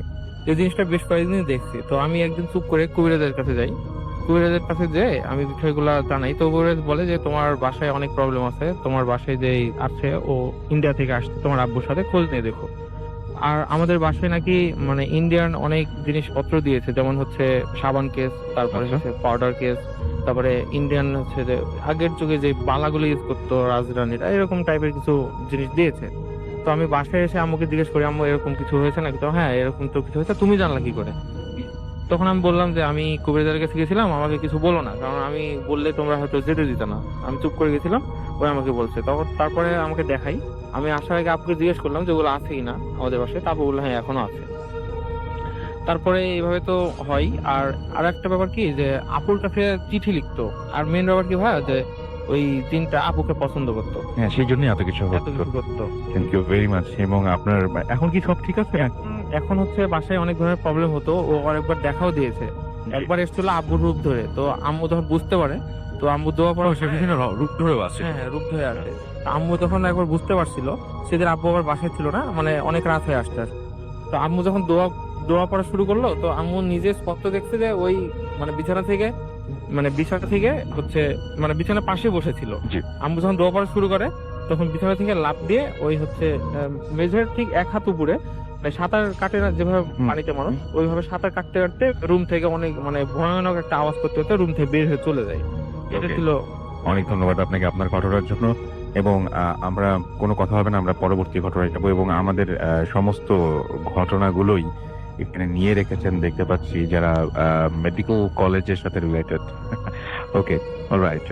রাজশাহী শিক্ষানগরী আমরা জানি, রাজশাহী ইউনিভার্সিটি, ইঞ্জিনিয়ারিং ইউনিভার্সিটি, তারপর রাজশাহী বিশ্ববিদ্যালয়, রাজশাহী মেডিকেল কলেজ, এগুলো নিয়েই রাজশাহী, কিন্তু রাজশাহীতে ভালো ভালো বেশ কিছু স্কুল এবং তো রয়েছে, এবং সেগুলো সবগুলোই পুরনো, এবং সেগুলো নিয়ে হয়তো অনেক ঘটনা রয়েছে। রাজশাহীতে অনেকগুলো পুকুর রয়েছে, অনেক পুরনো রাস্তা রয়েছে, অনেক পুরনো ভবন রয়েছে। রাজশাহীর আশেপাশে রয়েছে পুঠিয়া প্যালেস। এছাড়াও আমরা জানি যে নাটোরের যে প্যালেসটা রয়েছে সেটার ঘটনা আমরা জানি। একদিকে গৌড়ের পুরো মানে একটা অংশ রয়েছে চাঁপাইনবাবগঞ্জের দিকে আমরা জানি, এবং সেখানে রয়েছে সোনা মসজিদ। সো পর্যটনের জন্য তো খুবই ভালো, ভয়ের জন্য খুব ভালো। আপনি এখানে আসলে ভয় এবং পর্যটনের যে ব্যাপারটা দুটো একসাথে হবে, মানে আপনি দেখতেও পাবেন, ঘুরতেও পারবেন, সেই সাথে ভয়ও পাবেন। কারণ এইখানে ইতিহাসের মধ্যে ডুব দিবেন, এবং ডুব দিয়ে যখন উঠবেন তখন আপনি মানে একটা অন্যরকম অনুভূতি, ইতিহাসও জানা হবে, সেই সাথে ভয়ও পাওয়া হবে। সো জানা এবং পাওয়া দুটো সংমিশ্রণ করবে রাজশাহীতে। আমরা চলে যাচ্ছি আমাদের পরবর্তী ঘটনায়। লিখছেন আমাকে যিনি মেইল, তিনি বলছেন যে ঘটনাটি আপনি পড়ে শোনালে আমি খুশি হব। হ্যালো রাতুল ভাই, কেমন আছেন? আশা করি ভালো আছেন। আমি জাহিদ, আমার বাড়ি রাজশাহী জেলার দুর্গাপুর থানাতে। আমি যে ঘটনাটি বলছি তা আমার এক ভাইয়ের সাথে ঘটে যাওয়া ঘটনা। আমি ঘটনাটি আমার মতো করে বলছি। ঘটনাটি 3 বছর আগের। আমি রাজশাহী মেডিকেল অ্যাসিস্ট্যান্ট ট্রেনিং স্কুলে পড়ি। পড়াশোনার শেষ বছরে আমাদেরকে বিভিন্ন হাসপাতালে পাঠানো হয় ইন্টার্নি করার জন্য। আমার বাড়ির হাসপাতাল পাশে হওয়ার কারণে আমি ইন্টার্নির জন্য দুর্গাপুর হাসপাতাল বেছে নিই, যাতে আমার অনেক সুবিধা হয়, কারণ ওইখানকার সবাই আমার পরিচিত। ঘটনাটা ঘটে ওই হাসপাতালে। ইন্টার্নি করার সময় একদিন আমার ডিউটি পড়ে রাতে, তবে আমি একা না, আমার সাথে আরো 5 জনের এক টিমে ছিল। ডিউটি করার সময় রাত প্রায় 1:30 কি 2টা হঠাৎ করে একটা কান্নার আওয়াজ পেলাম। কান্নার আওয়াজটা ছিল অনেকটা জোরে। আমি অনেক ভয় পেয়ে গেলাম আর ভাবতে লাগলাম কে এত রাতে কাঁদছে। আমি এবার আওয়াজটা অনুসরণ করে 2 তালাতে গেলাম। গিয়ে দেখি একটি অ্যাক্সিডেন্টের রোগী মারা গেছে আর তার পাশে একজন কাঁদছে। সেই রাতে আমি যখন নিচে নামতে থাকি তখন হঠাৎ করে আমি শুনতে পাই কেউ পেছন থেকে কাঁদছে। আমি ভাবলাম হয়তো মৃত রোগীরা কেউ হবে। আমি যখন তাকে সান্ত্বনা দেবার জন্য তার কাছে যাই, তখন হঠাৎ সে উধাও হয়ে যায়। আমি ভয় পেয়ে তাড়াতাড়ি করে আমার যে টিম ছিল তাদের কাছে চলে আসি। আসার পর আমি তাদেরকে ঘটনা বলি। তারা ঘটনাটা শুনে হাসতে থাকে। আমিও ঘটনা কাউকে বলি না, যদি তারাও হাসাহাসি করে, তাই আমি ব্যাপারটা চেপে যাই। কয়েকদিন যাবার পর এক রাতে আমি ইমার্জেন্সি রুমের পাশ দিয়ে যাচ্ছি। রুমে যে পাশ দিয়ে আমি যাচ্ছিলাম ওইখান থেকে আমি দেখলাম যে কিছু দূরে কেউ একজন বসে আছে। জায়গাটাতে আলো না থাকায় আমি মুখটা ভালোভাবে দেখতে পাচ্ছিলাম না। আমি তার কাছে যেতে থাকি দেখার জন্য। কাছে গিয়ে দেখি কেউ নেই। এবার আমি ভীষণ ভয় পেয়ে গেলাম, কারণ এরকম ঘটনা এর আগেও ঘটেছে আমার সাথে। আমি আবার ফিরে আসার জন্য যখন পেছন ঘুরি তখন দেখি যে আমি যা দেখলাম তা দেখার জন্য আমি প্রস্তুত ছিলাম না। আমি দেখলাম সেই অ্যাক্সিডেন্টে মৃত রোগীটা সাদা কাপড় পরে আমার দিকে রক্ত মাখা চোখে তাকিয়ে আছে এবং তার সারা মাথা দিয়ে রক্ত পড়ছে, আর সেই রক্ত সাদা কাপড়ে লাল করে ফেলছে, সাদা কাপড়টায় লাল হয়ে যাচ্ছে। এবার আমি চিৎকার দিয়ে অজ্ঞান হয়ে যাই এবং পরদিন সকালে আমি আমার জ্ঞান ফেরে এবং তখন আমি নিজেকে হাসপাতালের বেডে আবিষ্কার করি। সবাই জানতে চায় ওইখানে ঠিক কি হয়েছিল। আমি সব কথা তাদেরকে খুলে বলি। ঘটনাটি আমার এলাকায় জানাজানি হলে সবাই স্যারকে বলে আমার ডিউটি দিনে করার ব্যবস্থা করে দিতে। এরপর থেকে আমি কখনো নাইট ডিউটি করিনি আর ওই জায়গাতে কখনো যাইনি। এই ছিল আমার ঘটনা এবং ভালো লাগলে পড়ে শোনাবেন। হ্যাঁ, এটাই। এবং আমার কাছে মনে হয় যে ডক্টররা যখন কোনো ঘটনা বলেন বা যারা মেডিকেল অ্যাসিস্ট্যান্ট বা যাই বলি না কেন, তারা তো বেসিক ব্যাপারগুলো জানেন যে এটা আসলে হ্যালুসিনেশন ছিল কিনা, এটা কি নার্ভাস ব্রেকডাউন হয়েছিল কিনা, বা এটা আসলে কি ঘটলো। অন্যদের চাইতে হয়তো একটু বেশি শিওর হয়ে যান এবং আসলেই এটা কি অসুখ নাকি আসলে এটা ঘটেছে সেটা ডাক্তাররা খুব ভালো বুঝতে পারে। আমাদের পরবর্তী অতিথি রাজশাহী আমাদের ওই যে বোথ এফএম হরর ক্লাবেও তিনি রয়েছেন জয়েন্ট সেক্রেটারি হিসেবে। তিনি ভয় পেয়েছিলেন একবার রাজশাহীতে, এবং আপনি তো বলছিলেন যে রাজশাহীতে একটা সময় অনেক পুকুর ছিল এবং সেই পুকুরগুলো নিয়ে নানান ধরনের কাহিনী শোনা যায়, তাই না? হ্যাঁ, অনেক শোনা গেছে এই ধরনের পুকুর নিয়ে অনেক ধরনের ঘটনা ঘটেছে। আচ্ছা, আপনার সাথে কি ঘটেছিল? আমার সঙ্গে যে ঘটনাটা ঘটেছে আসলে সেটা যতদূর সম্ভব মনে হয় 1991 সাল হবে। জি। আমি তখন 88 সালের দিকে মঞ্চে কাজ করছিলাম, মঞ্চনাটকে। তো আমার হাতে খড়ি দিয়েছেন রাজশাহীর একজন প্রবীণ নাট্যগুরু, হচ্ছে গোলাম পাদন, কিছুদিন আগে মারা গেছেন। যাই হোক, ওনার ইয়ের জন্য আমরা একটা রিহার্সালে গিয়েছিলাম বালিয়াপুকুর। সেখান থেকে রাত্রি 1টার সময় ফেরার সময় আমরা 3 জন আসছিলাম। একজনের বাসা ছিল হচ্ছে আলিফলামি ভাটার মোড়, একজনের বাসা ছিল বালিয়াপুকুর এবং বেলদারপাড়া, এবং আমার বাসা হচ্ছে হোসনিগঞ্জ। আচ্ছা, আমরা 3 জন আসার সময় দস্তুর মন্ডল মোড়ের ওখানে যার বাসা হচ্ছে আলিফলামি ভাটার মোড়, তিনি চলে গেলেন এবং আমি এবং হচ্ছে বেলদারপাড়া মোড়ের বাসা যার, আমরা দুজন হাঁটতে হাঁটতে এসে বেলদারপাড়া মোড়ে যার বাসা, সে বললো যে আমি কি এগিয়ে দিব কিছু দূর। ঠিক আছে, প্রয়োজন নেই, আমি চলে যাব। তো উনি চলে গেলেন, আমি তখন হাঁটতে হাঁটতে চলে আসছি রেশমপট্টির ওই রাস্তাটাতে, যে রাস্তাটা এখন বড় করা হচ্ছে, ভাঙছে আর কি। ওই রাস্তা দিয়ে আমি হাঁটতে হাঁটতে আসছি। হাঁটতে হাঁটতে আস্তে আস্তে কিছু দূর আসার পরে হঠাৎ করেই আমার কাছে মনে হলো কি যেন আমার সামনের দিকে এগিয়ে আসছে। এবং আমি এগিয়ে আসার ইয়েটা দেখে আমি হঠাৎ তাকিয়ে দেখলাম আকস্মিকভাবেই যে একটা সাদা কি যেন আমার দিকে এগিয়ে আসছে। আমি ভালো করে লক্ষ্য করে দেখছি একটা সাদা কাপড়, শুধু কাপড় দেখা যাচ্ছে যে রাস্তা দিয়ে মাঝখান দিয়ে হেঁটে আসছে আমার দিকে। এবং সময়টা ছিল পরশু দিন। একটা সাদা কাপড়, শুধু একটা সাদা কাপড়। আচ্ছা, আমি কোনো কিছু দেখতে পাচ্ছি না কি, হ্যাঁ, মানে কোনো মুখ কিংবা মাথার কোনো অবয়ব, কোনো কিছু দেখা যাচ্ছে, অবয়ব বা হ্যাঁ, সাদা কাপড় যেটা শুধু সাদা কাপড় একটা আমার দিকে এগিয়ে আসছে। আমি এইটা দেখার ফলেই আমি ভো দৌড় দিয়েছি। ভো দৌড় দিয়েছি একেবারে ইয়েতে সাগরপাড়া মোড়ের আর কি। তখন ওই সাগরপাড়ার মোড়ের যে রাস্তাটা আছে ওই রাস্তাটা কিন্তু তখন হয়নি। আচ্ছা, হ্যাঁ, কারণ যে রাস্তাটা ছিল সরু রাস্তা ছিল, সেই রাস্তাটাও আরো ভয়ঙ্কর ছিল। আমি ভয়ে ওইদিকে আর এগোচ্ছি না।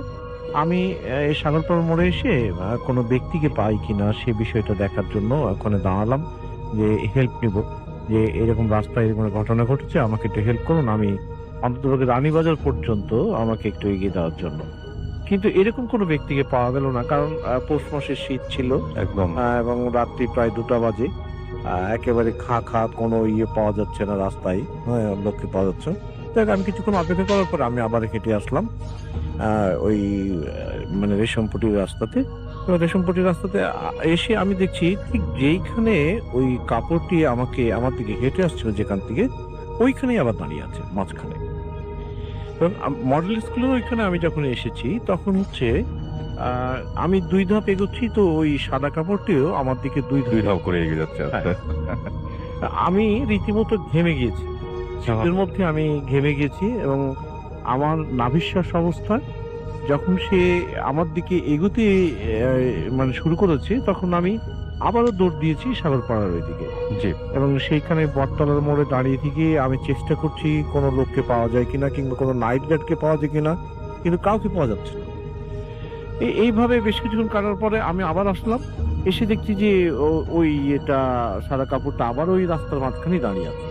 তো আমি যখন দ্রুত ওর দিকে এগোতে শুরু করেছি, সে তখন আমার দিকে দ্রুত এগিয়ে আসছে।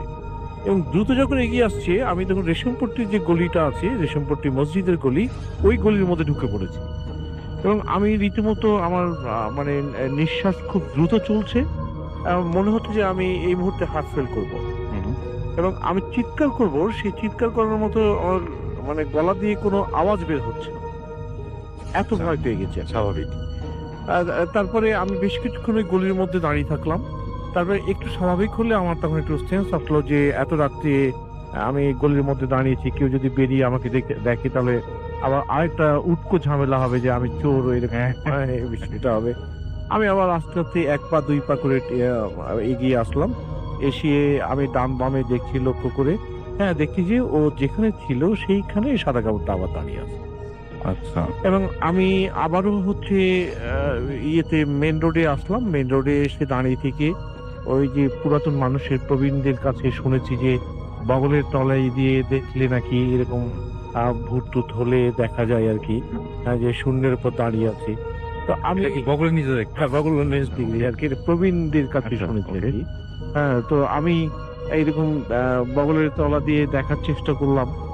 তো এই ধরনের আমি কোনো কিছুকে বুঝতে পারলাম না। হয়তো আমি অত্যন্ত ভীত হয়ে গেছিলাম, এই জন্যই হয়তো এরকম অবস্থা হয়েছিল।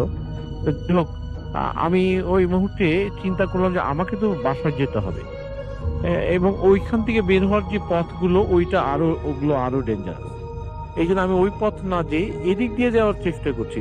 আমার একটু সাহস ছিল অবশ্য, হ্যাঁ, সেই সময়ে এই রাতের বেলা ঘুরে টুরে বেড়াতাম। যাই হোক, আমি তখন খুব দ্রুত ওর দিকে হাঁটা শুরু করেছি। না, ও তখন মুভ করেছে উল্টো দিকে, আমার দিক থেকে উল্টো দিকে। তখন আমি চিন্তা করেছি যে আমি দৌড়িয়ে পালিয়ে যাব, মানে ওর আগেই। এইরকম চিন্তা করার ফলে আমি যখন একটু দৌড় দিয়েছি, তখন দেখি যে মুভ করে সে আমার দিকে দৌড়িয়ে আসছে। আচ্ছা। আমি তখন তো ভয়ে এমন দৌড়তেছি, আমি জানি না যে কিভাবে দৌড়িয়ে আমি কল্পনা হলের এখানে চলে এসেছিলাম। আমি যে রাস্তাগুলো ভয় করছিলাম, সেই রাস্তা দিয়ে আমি দৌড়িয়ে কিন্তু কল্পনা হল, যেটা উৎসব সিনেমা হল পরে হয়েছে, এখন তো হলটা ভেঙে ফেলা হয়েছে, তো ওই রাস্তায় আমি এক দৌড়ে এসেছিলাম, এক দৌড়ে চলে এসেছিলাম। এবং এরপরে আমি আর কখনো এই যখন নিঝুম রাতে এই ফাঁকা রাস্তায় আর কখনো যাননি। আমরা একটু রনি ভাইয়ের কাছে যাই এবং আমরা বলি যে আমার রানী যে রাজশাহীতে এক সময় অসংখ্য পুকুর ছিল। হ্যাঁ, তো আমার কাছে মনে হয় যে এই পুকুরগুলো নাই, কিন্তু পুকুর নিয়ে তো অনেক কথা শোনা যায়। রাজশাহী অনেক শান্ত শহর, কিন্তু রাজশাহীতে ভয়টা আসলে কেন, মানে ভয়টা কি নিয়ে? ধন্যবাদ রাসেল আপনাকে। আপনি জানেন যে শুরুতে আপনি শুরুটা করেছিলেন এভাবে যে রাজশাহী বিভাগীয় শহর হলেও ঝলমলে আলোকবাতির পেছনে প্রথম পাঁচলে রয়েছে বড়বাড়ি, মজাপুকুর আর ছোট্টার জঙ্গল। যাই হোক, এখানে কিন্তু আসলে এখনো সেই ধরনের ঘটনাই ঘটে, যে কাহিনীগুলো সত্যি শুনলে সেটা আঁতকে উঠতে হয়। তো একটা ছোট্ট করে আমি একটা ঘটনা বলি। আমার এক ছোট ভাই সে গল্পটা আমাকে করছিল যে তার এলাকায় আর কি মজা পুকুর, মানে যে পুকুরগুলো সাধারণত ব্যবহার হয় না এবং সেখানে কচুরিপানায় ভর্তি থাকে। তো সে বলছিল যে সেই পুকুরের আশেপাশে যারা জেলে আছে তারা মাছ ধরতো। তো প্রায় দুজন ব্যক্তি আর কি মাছ ধরতেন। তো একজন একজনের জন্য অপেক্ষা করতেন। তো একজন ব্যক্তি মাছ ধরতে এসে দেখে তার সেই সঙ্গীটি নেই। তো ঘটনাটা এরকম যে কারণ কি, তো যাই হোক উনি বাড়ি ফিরে যান। কিছুক্ষণ পর তাকে ডাক দেয় তার বন্ধু, এবং ডাকার পরে দুজন মিলে মাছ ধরতে যায় এটা শহরের মধ্যেই ঘটনা? শহরের একটু বাইরে, একটু আচ্ছা। বাইরে অঞ্চলে। তো সেখানে ঘটনাটা এরকম ঘটে যে চল আমরা আস্তে আস্তে পানির দিকে এগোই মাছ ধরার জন্য। তারা যাচ্ছিলেন, যেতে গিয়ে হঠাৎ করে যাকে ডেকে নিয়ে আসা হয়েছিল সে খেয়াল করে যে একই পানির তো খুব শব্দ হচ্ছে না, আমি যাচ্ছি আমার পানির শব্দ হচ্ছে, না আমার সঙ্গে যে আছে তার কোনো পানির শব্দ হচ্ছে না। উনি রীতিমতো ভীত হয়ে পড়েন এবং ভীত হওয়ার পরপরই পেছনের সামনে না তাকিয়ে সোজা পানির থেকে ভোঁ দৌড় দিয়ে উঠে আসে এবং সেই ঘটনাটা সত্যি আতঙ্কিত হয়। মানে ওনার পানি মানে যে যিনি পাশে সাজা যাচ্ছিলেন তার পানির কোনো শব্দ কোনো হচ্ছিল না। শব্দ শুনতে পাননি সে। Okay. এবং এই ধরনের ঘটনা ঘটার ফলে এখন কিন্তু আমাদের এই প্রত্যন্ত অঞ্চলগুলোতে কোনো শিশু জন্মগ্রহণ করলে লক্ষ্য করা যায় যে তাকে মাদুলি বা তাবিজ তার কোমরে বেঁধে দেওয়া হয়, অথবা কোনো গাছগাছড়া থেকে গাছের শেকড়টা শেকড়টা কি জন্য দেওয়া হয়? আমরা মাদুলি বা তাবিজ বুঝলাম, শেকড়টা কি জন্য দেওয়া হয়? শেকড়টা দেওয়া হয় এরকম যে তাদের বিশ্বাস যে যে অশিরে যে আত্মা ভর করে থাকে বা দেখে থাকে সেটা তাদেরকে রক্ষা করবে, এরকম একটা তাদের মধ্যে থাকার জন্য। ওকে, অনেক ধন্যবাদ রনি ভাই আপনাকে, এবং আমরা আপনার সাথে আরো যোগাযোগ রাখবো। চলে যাব আমাদের পরবর্তী অতিথির কাছে। আপনার নামটা হচ্ছে রাইট, আপনার নাম হচ্ছে নাইম, রাইট? নাইম, আপনার ঘটনাটা আমরা ছোট করে শুনে আসি। হ্যালো লিসেনার্স, আমি নাহিয়ান রাজ নাইম, সাহিত্য একাডেমির টিচার। জি। আমি ঘটনায় চলে যাই। ঘটনাটা 2008 সালের ঘটনা। তখন আমি ক্লাস 10-এ পড়ি। তো আমার নানা হঠাৎ করে অসুস্থ হয়ে যান। জি। তো নানা যখন অসুস্থ হয়ে যান তখন নানাকে দেখার জন্য আমি, আমার আম্মু, আমার খালামণি, আমরা সবাই নানার বাড়িতে চলে যাই। যাওয়ার পরে দেখি যে নানা অনেক অসুস্থ হয়ে গেছেন। তো নানা যখন অসুস্থ হয়ে যান তখন তাকে তার কাছে নিয়ে যাওয়া হয়। আর আরেকটা কথা বলে রেখেছে ভাই যে আমার যে নানিদের এলাকা এটা একটু গ্রাম এলাকা। তো ওই জায়গায় প্রথমে নানাকে গ্রাম্য ডাক্তারের কাছে নিয়ে যাওয়া হয়। সম্ভবত প্রথমে ভাবা হয়েছিল যে অনেক জ্বর বা এরকম কিছু। তো যখন ডাক্তারের কাছে নিয়ে যেতে হয়, ডাক্তার বেশ কিছু ওষুধ দেন। ওষুধ দেওয়ার পরে বলে যে 2-3 দিন পরে দেখা করতে। এরই মধ্যে আরেকটা কথা যে আমার নানির বাড়ির ঠিক পাশের বাড়িতে, ওটাও আমার সম্পর্কে নানি হয়, ওই নানির কাছে 7টা জিন থাকে। তো ওই 7টা জিন আবার আমাদের সবাইকেই অনেক ভালোবাসতো। এর কারণ হচ্ছে এটাই যে ওই নানি আবার কবিরাজি করতেন, আর তার জিনের কাছে যে কোনো রোগী আসলে তিনি আমার নানিদের আবার একটা বড় ঘর ছিল, ওই ঘরটা তারা ব্যবহার করতেন। যার কারণে আমাদের সবাইকেই মানে সবকিছুতেই আর কি আগে থেকেই দেখতেন। তো এর মধ্যে আমার ওই নানি এসে আমার নানিকে বললো যে এর যে এটা হয়েছে এটা আসলে কোনো না, এটা আমরাই হচ্ছে ভালো করবো। তার নানি বললো যে কি হয়েছে, বলছে এটা কোন একটা বাতাস লাগছে বা এরকম কিছু, মানে চিন্দের ভাষায় আর কি যেটা বলে। তো যাই হোক, পরে নানি আমার আম্মু তখন বললো যে না, এটা বাতাস লাগে কিছু না, এটা হচ্ছে মানে আমার নানার কথা বললো যে আব্বার হচ্ছে অনেক জ্বর হয়েছে, একটা ডাক্তার দিয়ে ভালো করতে হবে। তারপরে যখন নানার অবস্থা আরো খারাপ হয়ে গেল, তারপরে আরেকটা ডাক্তারের কাছে নিয়ে যাওয়ার পরে ডাক্তার বললো যে ওনার প্যারালিসিস হয়েছে। এর মধ্যে নানার আমার মানে পুরো ডান সাইডটা অবশ হয়ে যায়। তারপরে ডাক্তারের কাছে আরো প্রায় 1 সপ্তাহ চিকিৎসা করার পরে কোনো অবস্থার উন্নতি হয়নি। এরই মধ্যে তখন আম্মু নানিকে বললো যে তাহলে ওই কবিরাজের কাছেই দেখাইতে। যখন ওই নানিকে বলা হলো তখন এবার ওর কবিরাজরা মানে অস্বীকৃতি জানালো, বলছে না আমরা এখন কোনো কাজ করব না। তো এর কারণ হিসেবে জানতে চাইলে পাওয়া গেল যে এই জেনারা বলল যে ওনার গায়ে যে ইনজেকশন করা হয়েছে এই জন্য আমরা ওনাকে মানে ভালো করতে পারবো না। তো আমরা আবার জিজ্ঞেস করলাম যে ইনজেকশন করলে সমস্যাটা কি। আচ্ছা। তো বলছে যদি কোনো মানুষের শরীরে ইনজেকশন করা হয় বা শ্বাস ফোটানো হয় তাহলে এটা আমাদের কাছে একটু সমস্যা হয়ে যায়। তো আমি আসলে ভাই এই ঘটনা অনেক জায়গায় শুনেছি, অনেকে বলছে যে জেনারেলকে এরকম বলে। তো যাই হোক আমরা অনেক রিকোয়েস্ট করার পরে তারা বলছে ঠিক আছে আমরা ওকে ভালো করার চেষ্টা করব, তবে একটা শর্ত আছে। শর্তটা কি? তো বললো যে তার শরীরে যেহেতু ইনজেকশনের সুচ ফোটানো হয়েছে তো তার শরীর থেকে কিছু রক্ত আমাদের খেতে হবে। রক্ত খাবে? রক্ত খাবে। আচ্ছা। তো আমরা বললাম যে ইনজেকশনের সাথে রক্ত খাওয়ার সম্পর্কটা কি? তো বললো যে এই রক্ত খাওয়াটা অন্য কোনো উদ্দেশ্য না, যাতে আমরা এই যে যতটুকু রক্ত খাবো এতটুকু হচ্ছে তার শরীরকে পবিত্র করার জন্য, তারপরে আমরা আমাদের চিকিৎসা করতে পারবো। তো আমি তো প্রথম থেকে খুব কৌতূহল হয়ে গেছি, আর এখানে আমি কোনো ভয় পাচ্ছি না, বরং আমি আরো আনন্দ পাচ্ছি যে আসলে কিভাবে কি করতেছে। আর একটা জিন আমার নানির শরীরে ভর করে নানি কথা বলতেছে, কিন্তু মানে নানির কোনো ওই জায়গায় হুঁশ নাই, যা কথা বলছে সবাই জিন কথা বলছে। জি। তো আমি আমার নানার পাশে বসেছিলাম, তো আমাকে করা হলো যে বারান্দায় বসিয়ে দেওয়া হলো এবং 2 পা নিচে দিয়ে তারপরে নানি যথারীতি আমার নানার সামনে এসে দাঁড়ালেন। দাঁড়ানোর পরে আমার নানার মাথার ঠিক উপরে মাঝখানে, যেটা আমরা টিকলি বলি, জি, এই জায়গাতে বুড়ো নখ দিয়ে কিছুক্ষণ মানে টানলেন? হ্যাঁ টানলেন, টানার পরে মুখ লাগিয়ে দিলেন। মুখ লাগিয়ে দেওয়ার পরে 10 থেকে 12 সেকেন্ড মানে তিনি চোষক দিলেন। তো যখন তিনি চোষক দিলেন তার মুখের ফাঁক দিয়ে আমি একদম নানার মাথার কাছে ছিলাম, ওখান থেকে আমি একদম সরাসরি দেখতে পেলাম যে নানার ওই জায়গার চুলের প্রত্যেকটা গোড়া একদম লাল হয়ে গেল। আমি এরকম অদ্ভুত ঘটনার জীবনে শুনি এবং আপনি চোখের সামনে আমি দেখেছেন? চোখের সামনে দেখছি। আচ্ছা। এটা দেখার আরেকটা মানে আমি এতটা ভালোভাবে দেখার কারণ হচ্ছে আমি তখন সায়েন্সে পড়তাম, তো আমাদের এক স্যার ছিল, স্যার বারবারই বলতেন যে জিন বলে পৃথিবীতে কিছু নাই। কিন্তু আমি আমার চোখের সামনে দেখতেছি যে আমার ওই নানি একেবারে অশিক্ষিত এবং মূর্খ, পড়ালেখা তিনি কিছুই জানেন না, এমনকি কোরআনের কোনো আয়াত তার মুখস্থ নাই, অথচ ওই জিন তার শরীরে হাজির হয়ে মানে সে কোরআনের আয়াত পড়তেছে, আবার এই ধরনের ঘটনাগুলো ঘটতেছে, যার কারণে আমি আরো বেশি এক্সাইটেড হয়ে পরে গেলাম। আপনার নানা কি সুস্থ হয়েছিলেন এটা করার পর? এরপরে নানাকে হচ্ছে ওই রক্ত খাওয়া হলো, রক্ত খাওয়ার পরে প্রায় আধা পর রক্ত খাইছে, খাওয়ার পরে বললো যে ঠিক আছে আমরা সন্ধ্যায় মানে চিকিৎসা শুরু করবো।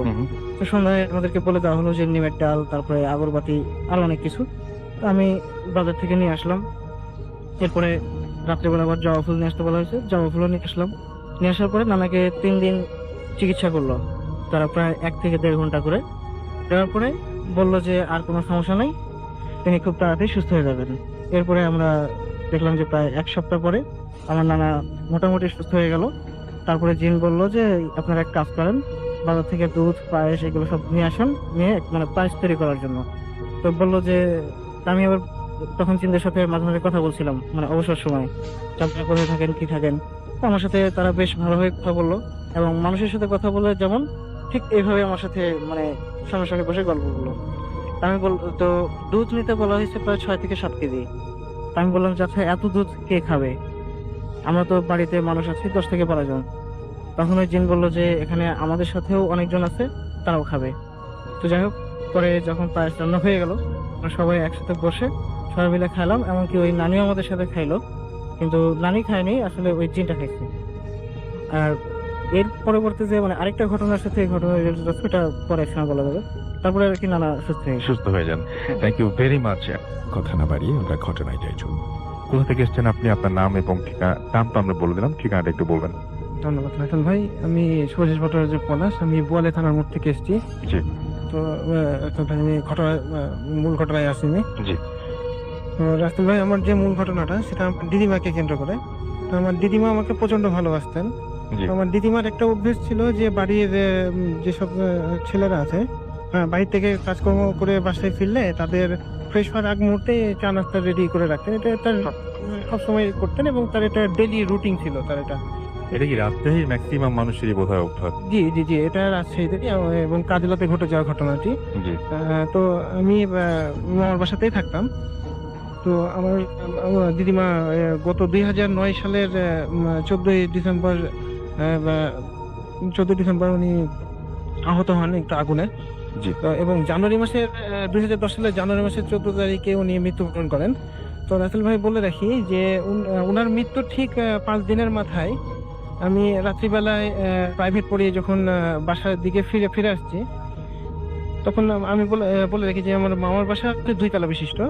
তো আমি নিচতলায় প্রথমে প্রবেশ করি। নিচতলায় প্রবেশ করে আমাদের বাড়ির ম্যাক্সিমাম আত্মীয় স্বজন প্রায় 15 জন নিচতলায় বসে গল্প করছিলেন। তো আমি আমার মাকে বলি যে আমি শরীরটা খুব খারাপ লাগছে, তুমি চায়ের ব্যবস্থা করো, আমি উপর থেকে ঘুরে আসি। তো আমি নিচের দরজাটা বন্ধ করে দিয়ে 2 তলার দিকে আমি রওনা দিই। তো 2 তলায় 2টা দরজা পার করে হচ্ছে ঘরের মধ্যে প্রবেশ করতে হয়। তো প্রথম দরজাটি আছে টিনের দরজা। তো আমি দরজাটি প্রবেশ করে, রাসেল ভাই সেদিন প্রচুর ঠান্ডা ছিল কিন্তু কোনো কুয়াশা ছিল না কিন্তু। তো আমি প্রথম দরজাটি ওপেন করে পরের যে দরজাটা আছে সেটাতে নক করি, এবং 2 তলায় অবস্থান করছিল আমার মেজো মামি এবং আর এক দিদিমা আমার অবস্থান করছিলেন। আমি নক করে যথারীতি আমি ঘরের মধ্যে প্রবেশ করি। প্রবেশ করার পরে আমি টয়লেট সেরে, টয়লেটের পাশে একটা বেসিন আছে, সেই বেসিনে আমি মুখ ওয়াশ করার জন্য আমি প্রস্তুতি নিই। তো রাসেল ভাই বলে দেখি বেসিনের পাশে কিন্তু দরজাটা 2 তলার ওঠার দরজাটা 2 তলার দরজাটা সেদিন বন্ধ ছিল, কারণ প্রচন্ড ঠান্ডা থাকার কারণে। তো আমি মুখ ধুচ্ছি, এরকম সময় দরজাতে প্রচন্ড জোরে একটা আঘাত আছে। জি। তো এত জোরে একটা আঘাত আছে যে দরজাটা নড়ে ওঠে। তো আমি দরজাটি নড়ে ওঠে এবং দরজার নিচে যে ফাঁকটা থাকে সেখানে একটু আলোর পরিমাণ দেখি, কিন্তু সেখানে কিন্তু ছাদে কোনো সময়ের জন্য আমাদের লাইটের ব্যবস্থা ছিল না ওখানে। জি। তো আমি জাস্ট একটা নক করি, যে আমি ভেবেছি হয়তো বা কেউ টর্চ নিয়ে ওখানে দাঁড়িয়ে আছে, আমাদেরই কেউ। তো আমি একটা ডাক বলি যে দাঁড়াও, আমি আসছি, খুব দ্রুতই আসছি। তো আমি খুলতে আমার বেশি সময় লাগেনি, যেহেতু আমার বেসিনের পাশে দরজা ছিল, 2 হাত দূরে দরজা ছিল। আমি দ্রুত দরজা খুলে, রাসেল ভাই আমি পুরোপুরি শক যে সেই মুহূর্তে আমি কাউকে দেখতে পাইনি সেখানে। তো আমি যেহেতু দরজাটা খুলে ছোট্ট একটু ছাদ ছিল, আমি দ্রুত আমি ডানে বামে সব দেখি এবং সিঁড়ির যে রাস্তাটা আছে সেটাও দেখি। এত দ্রুত কেউ যদি এসে দরজা ঝাঁকানোর পরে, নক করার পরে এত দ্রুত কেউ চলে যাবে, এত মানে মানুষের এরকম ক্ষমতা নেই। তো আমি সব চেক করার পরে নিচে দ্রুত চলে যাই। নিচে দ্রুত গিয়ে নিচের যে দরজাগুলো আছে দরজাটা ওপেন করে আমি সবাইকে বলি যে কেউ উপরে যে দরজা নক করেছিল কিনা। তো আমাকে সবাই বলে যে না, কেউ দরজা নক করেনি। তো আমি বলি যে নক করেনি, তাহলে উপরে যে কে আসলে দরজাটা নক করলো। তো আমার দাদু বুঝতে পারে বিষয়টা। উনি আমাকে সাথে সাথে ছাদের উপর নিয়ে যায় বলে যে তুই কোথায় কি দেখেছিস। তাই আমি বললাম যে দাদু এই ঘটনা এইভাবে দেখেছি। তো এরকম দরজা নক করছিল, আর নিচে আমি একটা আলোর পরিমাণ দেখতে পাই। তো রাসেল ভাই সেদিন কিন্তু কোনো ধরনের কুয়াশা ছিল না, কোনো ধরনের কুয়াশা ছিল না। কিন্তু সেই মুহূর্তে আমি যখন দরজাটি খুলি, তখন সেই মুহূর্তে কিন্তু সেখানে অন্ধকার আচ্ছন্ন ছিল এবং ধোঁয়াটে ভাব ছিল। তারপরে আপনি বলছেন যে ওখানে আপনার যে দিদিমা বা যার কথা দিদিমা আছে, তাদের প্রতিদিনের যে প্রত্যেক রুটিনটি হয়তো তিনি সেদিন পালন করতেছিলেন, কারণ সেখানে আমি তাদের উপস্থিতি দেখিনি আমি। অদ্ভুত ব্যাপার, এবং আপনাদের অনেক থ্যাঙ্কস। আরও একটা ঘটনা নিয়ে হাজির হয়ে গেলাম আপনাদের সামনে। আশা করছি প্রথম থেকে শেষ পর্যন্ত শুনবেন আপনারা এবং আপনাদের ভালো লাগবে। যারা শুনছেন তাদের কাছে বিশেষভাবে অনুরোধ, আমাদের চ্যানেলটি সাবস্ক্রাইব করুন এবং অবশ্যই বেল আইকনটি প্রেস করুন, তাহলে আপনারা সমস্ত নোটিফিকেশন পেয়ে যাবেন সাথে সাথে। কথা না বাড়িয়ে আমরা ঘটনায় যাই, চলুন। হ্যালো রাসেল ভাই, আশা করি আপনি ভালো আছেন। আমি আজকে আপনাদেরকে এমন একটি ঘটনা শোনাবো যে ঘটনাটি ঘটেছিল সুন্দরবনে। আপনারা জানেন চট্টগ্রামে অবস্থিত সুন্দরবন, সেই সুন্দরবন বনে ঘটে যাওয়া একটি ঘটনা। আমি চেষ্টা করব, একজন আমাকে এই ঘটনাটি প্রেরণ করেছেন, আমি চেষ্টা করব তার মতো করে উপস্থাপন করতে। তো আমি শুরু করতেছি। সময়টা ছিল 1998 সালে। সেই সময়টা ছিল শীতকাল। তো নর্মালি শীতকালে দেখা যায় আমাদের গ্রামে, বিশেষ করে আমি গ্রামের নাম বলতেছি না, কারণ গ্রামের নাম বললে অনেকে চিনে থাকবে, সো আমি গ্রামের নামটা হাইড করতেছি। শীতকালে গ্রামের পরিবেশটা কিন্তু অনেক ভয়াবহ হয়।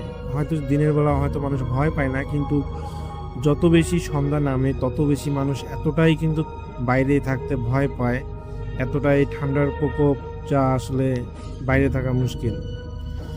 তো 1998 সালে সেই শীতকালের সময়টাতে কুয়াশা অনেক ছিল, কিন্তু মানে তাপমাত্রাটা অত বেশি কম ছিল না, তাপমাত্রাটা স্বাভাবিক যে সহনীয় পর্যায়ে ছিল। তো আমি চিন্তা করলাম যে আমি আমার বন্ধুদেরকে নিয়ে মাছ ধরতে যাব। যেহেতু সুন্দরবনে এটা হলো একটা বন, তারপরে ছোট ছোট নদী বয়ে গেছে। তো আমরা সেখানে প্রচুর মাছ পাওয়া যায়। তো আমরা চিন্তা করলাম যে মাছ ধরবো। যেইভাবে সেই কাজ আমি এবং আমার বন্ধু শরীফুল এবং জয়নালকে আমার মতামত শেয়ার করলাম, তারাও রাজি হয়ে গেল। তো আমরা প্রায় সময় দিনের বেলা মাছ ধরতাম। তো আমরা চিন্তা করলাম যে আমরা একটা 3 দিনের একটা ট্যুর দেই, যেখানে খাবার দাবার নিয়ে যে আমরা মাছ ধরবো, অনেক মজা হবে। তো তারাও আমার সাথে সম্মতি জানাইলো। আমার বাবা ছিলেন একজন স্কুল শিক্ষক, আর অপরদিকে শরীফুলের বাবা ছিলেন একজন যে ওর বাবা হচ্ছে কাঠ মিস্ত্রি, বলতে হলো কাঠ কেটে জীবিকা নির্বাহ করেন। আর অন্যদিকে জয়নালের বাবা ছিলেন একজন জেলে। তো এই ছিল আমাদের পরিচয়। আর আমরা একদিন ঠিক করলাম যে যেহেতু জয়নালের বাবা একজন জেলে এবং তার বাবার একটা নৌকা আছে, তিনি মাছ ধরেন, তো আমরা জয়নালের বাবার নৌকাটা নিলাম এবং নৌকা নিয়ে একদিন ডেট ফিক্স করে আমরা সেই নৌকায় করে আমরা সুন্দরবনে নদীর ধারে মানে সুন্দরবনের একটা মাছ ধরতে গেলাম। আর প্রস্তুতি নিলাম যে আমরা 3 রাত 3 দিন থাকবো। তো যথাযথ সবাই আমরা খাবার দাবার, 3 দিনের খাবার দাবার, লণ্ঠন, সে সময় তো লাইট ছিল না, লাইট থাকলেও সে সময় খুবই এক্সপেন্সিভ ছিল। তো আমরা হারিকেন নিয়েছিলাম। তো আমরা মাছ ধরতে গেলাম সেই সুন্দরবনে। তো নৌকা চলছে, নদী শান্ত, কোথাও কোনো শব্দ নেই, ঠিক আছে। তো এদিকে শরীফুল করতেছে, মানে নৌকাটা চালাচ্ছে। ওখানে একটা বৈঠা দিয়ে আর কি চালানো হয়। তো এইভাবে চলছে। পরে যখন সন্ধ্যা হয়ে যায়, আমরা বের হয়েছিলাম লেট করে, বিকালের থেকে লেট হয়ে গেছিল বিকালের থেকে বের হওয়ার কারণে। তো আমরা অনেকক্ষণ যাওয়ার পরে যখন দেখলাম যে অনেক সন্ধ্যা হয়ে গেছে, পরে ভাবলাম যে আজকে আর পরিশ্রম না করি, আমরা আজকে গল্প করে কাটিয়ে দেই। তো নৌকাটি আমরা এক সাইডে বেঁধে আমরা 3 বন্ধু মিলে অনেক গল্প করি, ঠিক আছে। এভাবে গল্প করি। তো আমরা 3 বন্ধুর মধ্যে অনেক গল্প হয়। এখন যেহেতু সারাটা রাত বাকি আছে, তো দেখা যায় যে আমরা বিভিন্ন গল্প, ভূতের গল্প, এই গল্প, ম্যাজিক গল্প, মানে বিভিন্ন ধরনের ভয়ের গল্প বা আদার্স গল্পগুলো আমরা অনেকক্ষণ সময় পার করে আমরা ঘুমিয়ে পড়ি সবাই মিলে। তো এইভাবে আমাদের 2 দিন ঠিকঠাক চলে যায়, কোনো সমস্যা হয় নাই, এভাবে চলছে, খুবই ভালো। কিন্তু হঠাৎ একদিন সমস্যা দেখা গেল। তৃতীয় দিন যখন আমরা সন্ধ্যার সময় আমাদের নৌকাটা সারাদিন মাছ ধরে, আমরা অনেক মাছ ধরেছি, যেগুলো আমাদের খাওয়ার পরও প্রচুর পরিমাণে আমাদের কাছে মাছ ছিল, যেহেতু 3 দিন আমরা মাছ ধরেছি। তো তৃতীয় দিনে সন্ধ্যার সময় তো দেখা গেল আমাদের মাঝে জয়নাল নামে যে বন্ধুরা ছিল, সে আসলে ভূতটুতে এগুলো বিশ্বাস করতো না। সে কখনো এগুলা মানে বিশ্বাস করে না, বলতে সে কখনো এগুলো ফেস করে নাই। বাকি আমি এবং শরীফুল এই বিষয়গুলো বিশ্বাস করি, কিন্তু জয়নাল বিশ্বাস করতো না। কিন্তু সমস্যাটা হয়েছে, সে কিছু মানে কথাবার্তা আমাদের সাথে থাকার সময় বলেছিল যে এগুলো ভূতটুত, এগুলো বানোয়াট গল্প, এটা সেটা। সে মানে খুবই অহংকার বা দাম্ভিকতা নিয়ে এগুলো বলেছিল যে মানে তার সাথে যদি এরকম কিছু হয়, সে মানে মানে সাহসিকতার সাথে ফেস করবে। তো তৃতীয় দিনে সন্ধ্যার সময় আমরা যখন আমাদের নৌকাটা নদীর কিনারায় বেঁধে রেখি এবং বেঁধে রাখার পর গল্প করতেছি, হঠাৎ করে আমরা লক্ষ্য করি আমাদের জয়নাল বন্ধুটা হঠাৎ করে দাঁড়িয়ে এদিক ওদিক তাকাচ্ছে, মানে কাকে যেন খুঁজতেছে। তো আমরা চিন্তা করলাম কি ব্যাপার, হঠাৎ করে এরকম করে তাকাচ্ছে কেন। তা আমি জিজ্ঞেস করলাম যে কি ব্যাপার বন্ধু, তুমি এভাবে কাকে খুঁজতেছো? তো সে কথা বলে না, ওই এভাবে কয়েক মিনিট তাকাচ্ছে, মানে স্তব্ধতার মধ্যে, মানে খুবই নীরব ভাবে, মানে কোনো একটা শব্দ শোনার চেষ্টা করতেছে। পরে আমি তাকে ঝাঁকি দিয়ে বললাম, কি হয়েছে, তুই এভাবে করতেছিস কেন? পরে সে আমাকে বললো, আমাকে কে যেন ডাকতেছে। কে ডাকতেছে মানে?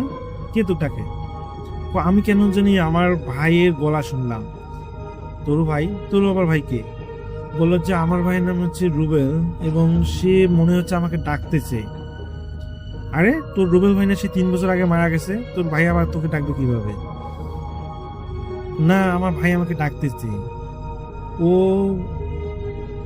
আচ্ছা, রুবেল বিষয়ে বলি, সে হলো গত 3 বছর আগে মারা গেছে এবং সে তার বাবার নৌকা নিয়ে মাছ ধরতে এসেছিল একা একা, যেহেতু তার বাপ জেলে এবং নর্মালি তার বাচ্চাও জেলে, মানে সেও জেলে হবে অনুপ্রেরণা হিসেবে। তো একদিন সে ভুল করে একা আর কি সে জাল টাল নিয়ে মাছ ধরতে আসে এবং মাছ ধরতে এসে সে পুকুরের মানে পানিতে পড়ে আর কি মারা যায়। পরবর্তীতে তার লাশটা এখন পর্যন্ত পাওয়া যায়নি। তো এই ছিল ঘটনা 3 বছর আগে। তো এভাবে জয়নালের ভাইয়ের বিষয়ে আমরা জানতাম। তো তাকে আমরা বলতেছি, আরে তোর ভাই তো 3 বছর আগে মারা গেছে, তুই কি পাগল হয়ে গেছিস? চুপ করে বসে থাকা কেন? সে আমাদের কথা মতো শেষ চুপ করে আমাদের সাথে আবার যোগ দিল, কিন্তু ক্ষণে ক্ষণে সে আবার হলো এদিকে এদিক তাকাচ্ছে এবং সে বলতেছে যে আমাকে কে জানি ডাকতেছে, আমার ভাই মনে হয় আমাকে ডাকতেছে। আমরা বললাম, আরে আমরা তো কোনো ডাকাডাকি শব্দ শুনতেছি না, কিসের তোর ভাই ডাকতেছে? তোর ভুল হচ্ছে কোথাও, তুই এখানে বসে থাক। কিন্তু সে আমাদের কথা শুনে না, সে এদিক এদিক তাকায় এবং শোনার চেষ্টা করে যে তার কাছে মনে হচ্ছিল যে সেই ভাই কাছাকাছি আছে, সে তাকে ডাকতেছে যে জয়নাল এদিকে আয়, এদিকে আয়, আমাকে সাহায্য কর। এরকম কিছু সময় চলার পর দেখা যায় যে জয়নাল সে নৌকা থেকে নেমে যায়, নেমে গিয়ে সেই ঘন জঙ্গলের দিকে এগিয়ে যায়। যেহেতু সুন্দরবন একটা বন, এখানে ঘন জঙ্গল, নদী এগুলো আর রয়েছে, তো সে ঘন জঙ্গলের দিকে যাইতে থাকে। আমরা এত ডাকি যে যাস না রুবেল, যাস, জয়নাল যাস না, কিন্তু সে আমাদের কোনো কথাই শুনে না। সে এগিয়ে 1-2 বার করে হেঁটে যায়, বলে যে আমি আসতেছি, এরকম করে সে চলে যায়। আমরা দেখতে দেখতে আমরা এত ডাকার পরও সে আমাদের কথা শুনে না, সে অদৃশ্য হয়ে যায়। আমরা পিছিয়ে যাই এবং দেখতে থাকি যে সে কোথায় যায়, কিন্তু দুঃখজনকভাবে আমরা কিছু দূর যাওয়ার পর তাকে আমি আর খুঁজে পাই না। জয়নাল এভাবে হারিয়ে যায় আমাদের মাঝ থেকে। আমরা রাতে প্রায় অর্ধেকটা সময় ধরে আমরা জয়নালকে খুঁজি, কিন্তু কোথাও আমরা তাকে পাই না। তো এই এক সময় আমরা হলো নৌকায় ফিরে আসি এবং আমি আর শরীফুল সেই সারা রাত আমাদের ঘুম হয় না, আমরা ভয়ে আমরা হলো সেই নৌকার ভেতরেই থাকি। পরদিন সকালে ভোরের দিকে আমরা বের হই, যখন সূর্য হলো ওঠা মতো পরিবেশ, যদিও শীতকাল ছিল, প্রচণ্ড শীতকাল, সূর্য উঠলেও বোঝা যাচ্ছে না। তো সেই সময়টা যদিও সবকিছু দেখা যাচ্ছে কিন্তু দূরে দেখা যাচ্ছে না শীতের কারণে। তো আমরা 2 বন্ধু মিলে, আমি আর শরীফুল ভাবতেছি যে জয়নালকে খুঁজে বের করা দরকার, যেহেতু আমরা 3 জন এসেছিলাম। তো আমরা হলো খুঁজতেছি নদীর কিনারে আমরা যাইতেছি। আমরা অনেক দূর যাওয়ার পর, প্রায় ঘন্টা হাঁটার পর আমরা দেখি যে একটা অবয়ব একটা নদীর ধারে বসে আছে এবং সেই অবয়বটা থেকে আর একটা অবয়ব, একটু বড় সাইজের অবয়ব বসে আছে। তো আমরা হলো সেখানে কাছাকাছি যেতে দেখি যে ছোট অবয়বটা ঠিকই রয়েছে, কিন্তু বড় অবয়বটা মিশে যাচ্ছে। তা আমরা কাছাকাছি গেলাম এবং দেখতে পেলাম যে এটা তো আমাদের বন্ধু জয়নাল। আমরা জয়নালকে যে বললাম, কি তুই সারা রাত কোথায় ছিলি? আমার বিভিন্ন বিষয়ে প্রশ্ন নিয়ে জিজ্ঞেস করতেছে, কিন্তু সে কোনো কিছু উত্তর দিচ্ছে না। সে আমাদের শুধু চোখের দিকে তাকিয়ে আছে, কোনো মানে একদম সাইলেন্ট। তার চোখে মুখে মানে কি বিস্ময়ের মতো একটা কিন্তু কোনো মুখে শব্দ নেই, কি এক অবস্থা। আমরা পরে অনেক কথা জিজ্ঞেস করেছিলাম, কিন্তু সে কোনো কথাই উত্তর দেয় না। পরে আমরা হলো সেখানে দেখতে পাই সে যেখানে ছিল সেখানে নদী ধারে যে পায়ে ছাপটা পড়েছিল, এবং পাশাপাশি আমরা সাইডে দেখতে পাই যে একটা বিশাল মানে বড় কিছু সে তার পাশে বসেছিল। এরকম মানে নদীর পাড়ে বসে থাকলে বালুর মধ্যে যেরকম দাগ বসে, তো আমরা দেখতেছিলাম যে তার পাশে একটা বড় কিছু, ভয়ঙ্কর কিছু ছিল হয়তো, যার পায়ের ছাপ এবং মানে চেহারার ছাপটা ছিল। তো আমরা হলো পরে তাকে আমরা নৌকার মধ্যে নিয়ে আসার পর আর মাছ ধরা বন্ধ করে দিয়েই আমরা 3 বন্ধু মিলে বাসায় চলে আসি, এবং বাসায় চলে আসার পর আমরা জয়নালকে তার বাড়িতে পৌঁছে দেই। তাদের আব্বা মা আমাদেরকে জিজ্ঞেস করে আমরা সমস্ত ঘটনাগুলো আমরা বলি যে এরকম। যেহেতু জয়নালের বাবা ছিলেন একজন জেলে, তিনি জানেন যে এই সুন্দরবনে অনেক কিছু মাঝে মাঝে ঘটনা ঘটে যায়। আর যেহেতু এটা 2000 সালের আগে ছিল, সেই সময় মানে এগুলো ভৌতিক অনেক কিছু ঘটতো। জয়নালের বাবা ছিলেন, তো এই জন্য আর কি তার বন্ধুদেরকে জয়নালের বন্ধু বিশেষ করে আমাকে শরীরকে তেমন কিছু বলেন নাই, শুধু বলেছেন যে তোমাদের এই কাজটা করা ঠিক হয়নি, তোমরা কেন এভাবে গেছো, দুঃসাহসিকতা দেখাইলা। পরবর্তীতে আমরা যেটা শুনতে পাই যে রুবেলের বাসা থেকে রুবেল নাকি প্রতি রাতে সারাদিন কোনো কথা বলে না কারোর সাথে, রাত্রে বেলা নাকি সে হাসে, ঠিক আছে, বাসার হলো বাইরে সে একা একা সেই ঘুরে ঘুরে বেড়ায়। তো দেখা যায় যে সেই যে বিছনা ছিল সেই বিছনাটার মধ্যে সে প্রতিদিন নতুন নতুন যে তার বিছনার যে চাদর বালিশ এগুলো সে ছিঁড়ে ছিঁড়ে একদম একাকার করতো। তার আম্মা আবার নতুন হলো বালিশ তারপর চাদর এগুলোতে তো প্রতি রাতে এরকম ঘটনা করতো। মানে আমরা আসলে শুধু জয়নালকে নিয়ে আসি নাই, পাশাপাশি তার শরীরে থাকা এক অলৌকিক কিছু নিয়ে এসেছি যেটা তাকে একদম শান্ত করে দিয়েছে এবং তার আচার ব্যবহার সাধারণ মানুষের মতো নয়, সে মনে হয় যে জীবিত একজন লাশ। তো এভাবে চলতেছিল প্রায় এক সপ্তাহ, দেখে তার কোনো উন্নতি নেই। তার অনেক হুজুর এসে তাকে ভোগাভুগি করলো কিন্তু কোনো কাজ হচ্ছে না, পানি পড়াও কোনো কাজ হচ্ছে না। পরবর্তীতে তাকে এক বড় এক হুজুরকে দেখানো হয় এবং সেই হুজুর তিনি বলেন যে তার এই জয়নালকে একটা হলো ভয়ঙ্কর জিন আক্রমণ করেছে। আসলে সেই জিনটা নর্মালি কাউকে আক্রমণ করে না, কিন্তু কেন হলো একে আক্রমণ করেছে সে বুঝতে পারতেছে না এবং জিনটা অনেক শক্তিশালী ছিল। পরবর্তীতে তিনি সেই হুজুর সেই জিনের সাথে ভর করে এনে আর কি কথা বলেন এবং জানতে পারেন যে কেন সে একে ধরেছে। এবং তিনি বলেন যে এরা 3 বন্ধু হলো মাছ ধরতেছিল, ভালো কথা, কিন্তু এ হলো সব থেকে বেশি অহংকারী ছিল এবং সে অহংকার দেখাচ্ছিল। তো সে নাকি জিনদেরকে তুচ্ছ হিসেবে দেখে যে তাদেরকে কোনো ক্ষতি করা সম্ভব না, এটা সেটা। এক কথা হলো জিনদেরকে সে তুচ্ছ করে কথা বলছিল বলে এটা সেই জিনটা মাইন্ডে লেগে যায় এবং সে জয়নালকে শিক্ষা দেওয়ার জন্য সে একে ধরেছে। তো পরবর্তীতে সেই হুজুর বলে যে তুমি একে ছেড়ে চলে যাও, নাহলে আমি তবে বন্দি করব। পরবর্তীতে সেই জিনটি চলে যায়, পরবর্তীতে সেই জয়নাল সুস্থ হয়ে যায়। তখন তারপর থেকে সেই জয়নাল আর কোনোদিন মাছ ধরতে যায়নি। তো রাসেল ভাই, এই ছিল ঘটনা, আমি যতটা সম্ভব বলার চেষ্টা করেছি। আমাকে যিনি গল্পটা পাঠিয়েছেন তার নাম হচ্ছে মারুফ। তো আমি আসলে মারুফ ভাইয়ের মতো তিনি যেভাবে গল্পটি লিখেছিলেন আমাকে আমি চেয়েছিলাম তার মতো করেই আপনাকে বলার, যদি ভুল হয়ে থাকে ক্ষমা করে দিবেন। তো রাসেল ভাই ভালো থাকবেন, সুস্থ থাকবেন, এই কামনা করি। কথা না বাড়িয়ে আমরা ঘটনায় যাই। চলুন। আমার নাম মাহজুবিন আহমেদ, আমি রাজশাহীতে কোর্ট এরিয়াতে থাকি। আমার বাসাটা মেইনলি কোর্ট এরিয়াতে। এখন আমার বাসার কিছুটা পিছে একটা গোরস্থান আছে, দ্যাটস ওয়াই আমার এরিয়াটা অনেকটা একটু খারাপ। সো আমি অনেক কিছু এক্সপিরিয়েন্স করি, যেমন খারাপ না বলে আমরা ভয়ের বলি। ওকে। তো আমি মাঝে মাঝেই সবসময় ফিল করতে পারি যে কোনো কিছু থাকলে জিন অর সামথিং, আমি সেটা ফিল করতে পারি।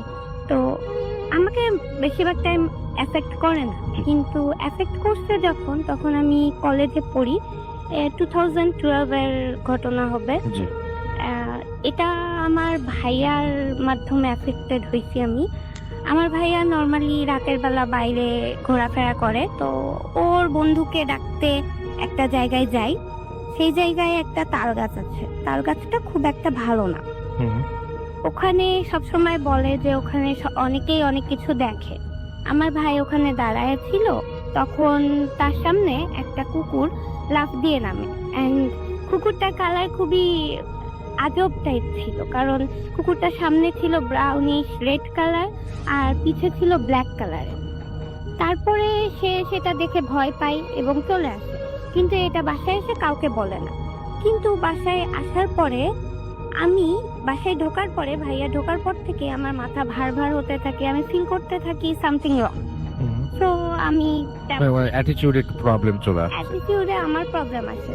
পরে রাতের খাবার টাইমে আমি আর ভাইয়া পাশাপাশি বসি, আমার মা, আমরা খাচ্ছি নর্মালি, আমার মা আমার জন্য একটা মাছ ফ্রাই করে নিয়ে এসে আমার প্লেটে দেয়।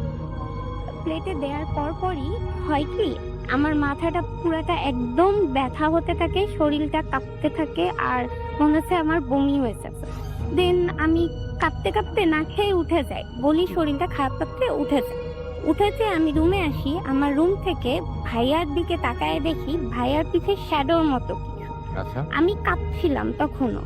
তারপরে হঠাৎ সেটা একটা কুকুরের মতো শেপ নিয়ে, এবং আপনি জানেন না যে বাইরে সে কি দেখে এসেছে? না আমি কিচ্ছুই জানি না, ইভেন আমার বাসার কেউই জানে না। আচ্ছা, পরে কুকুরের মতো শেপ নিয়ে আমার দিকে তেড়ে আসছে, and কুকুরটার colour brownish red and black.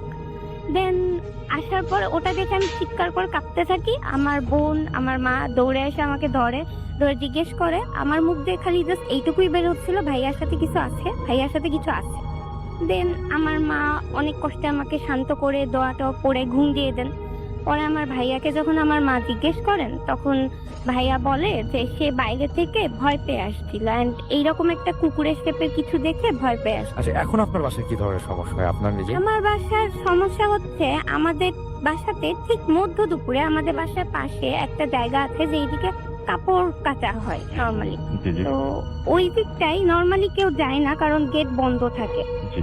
তো সব সময় দেখা যায় মধ্য দুপুরে, দুপুর 12টা থেকে 1টার মধ্যে আমার মাও দেখছেন, আমার ভাবি দেখছে, আমিও দেখছি যে হয় খুবই ছোট একটা বাচ্চাতে কোকড়া কোকড়া চুল এইরকম একটা বাচ্চা যায়, কিংবা অনেক লম্বা লম্বা চুলের কোনো মহিলা হেঁটে যায়। আচ্ছা, তো নর্মালি আমার মা মনে করে যে হয়তো বা আমাদের কাজের বুয়াটা ওইদিকে গেছে, কিন্তু যখনই গেট খুলে মা বাইরে যে জিজ্ঞেস করে কে আসলা, কোনো খোঁজ পাওয়া যায় না। জি। তো এটা আমার মা অনেকদিন ধরেই দেখে, আমি দেখছি 2-1 বার, আমার ভাবিও দেখছে। ওকে, থ্যাংক ইউ ভেরি মাচ আপনার স্টোরি শেয়ার করার জন্য। কথা না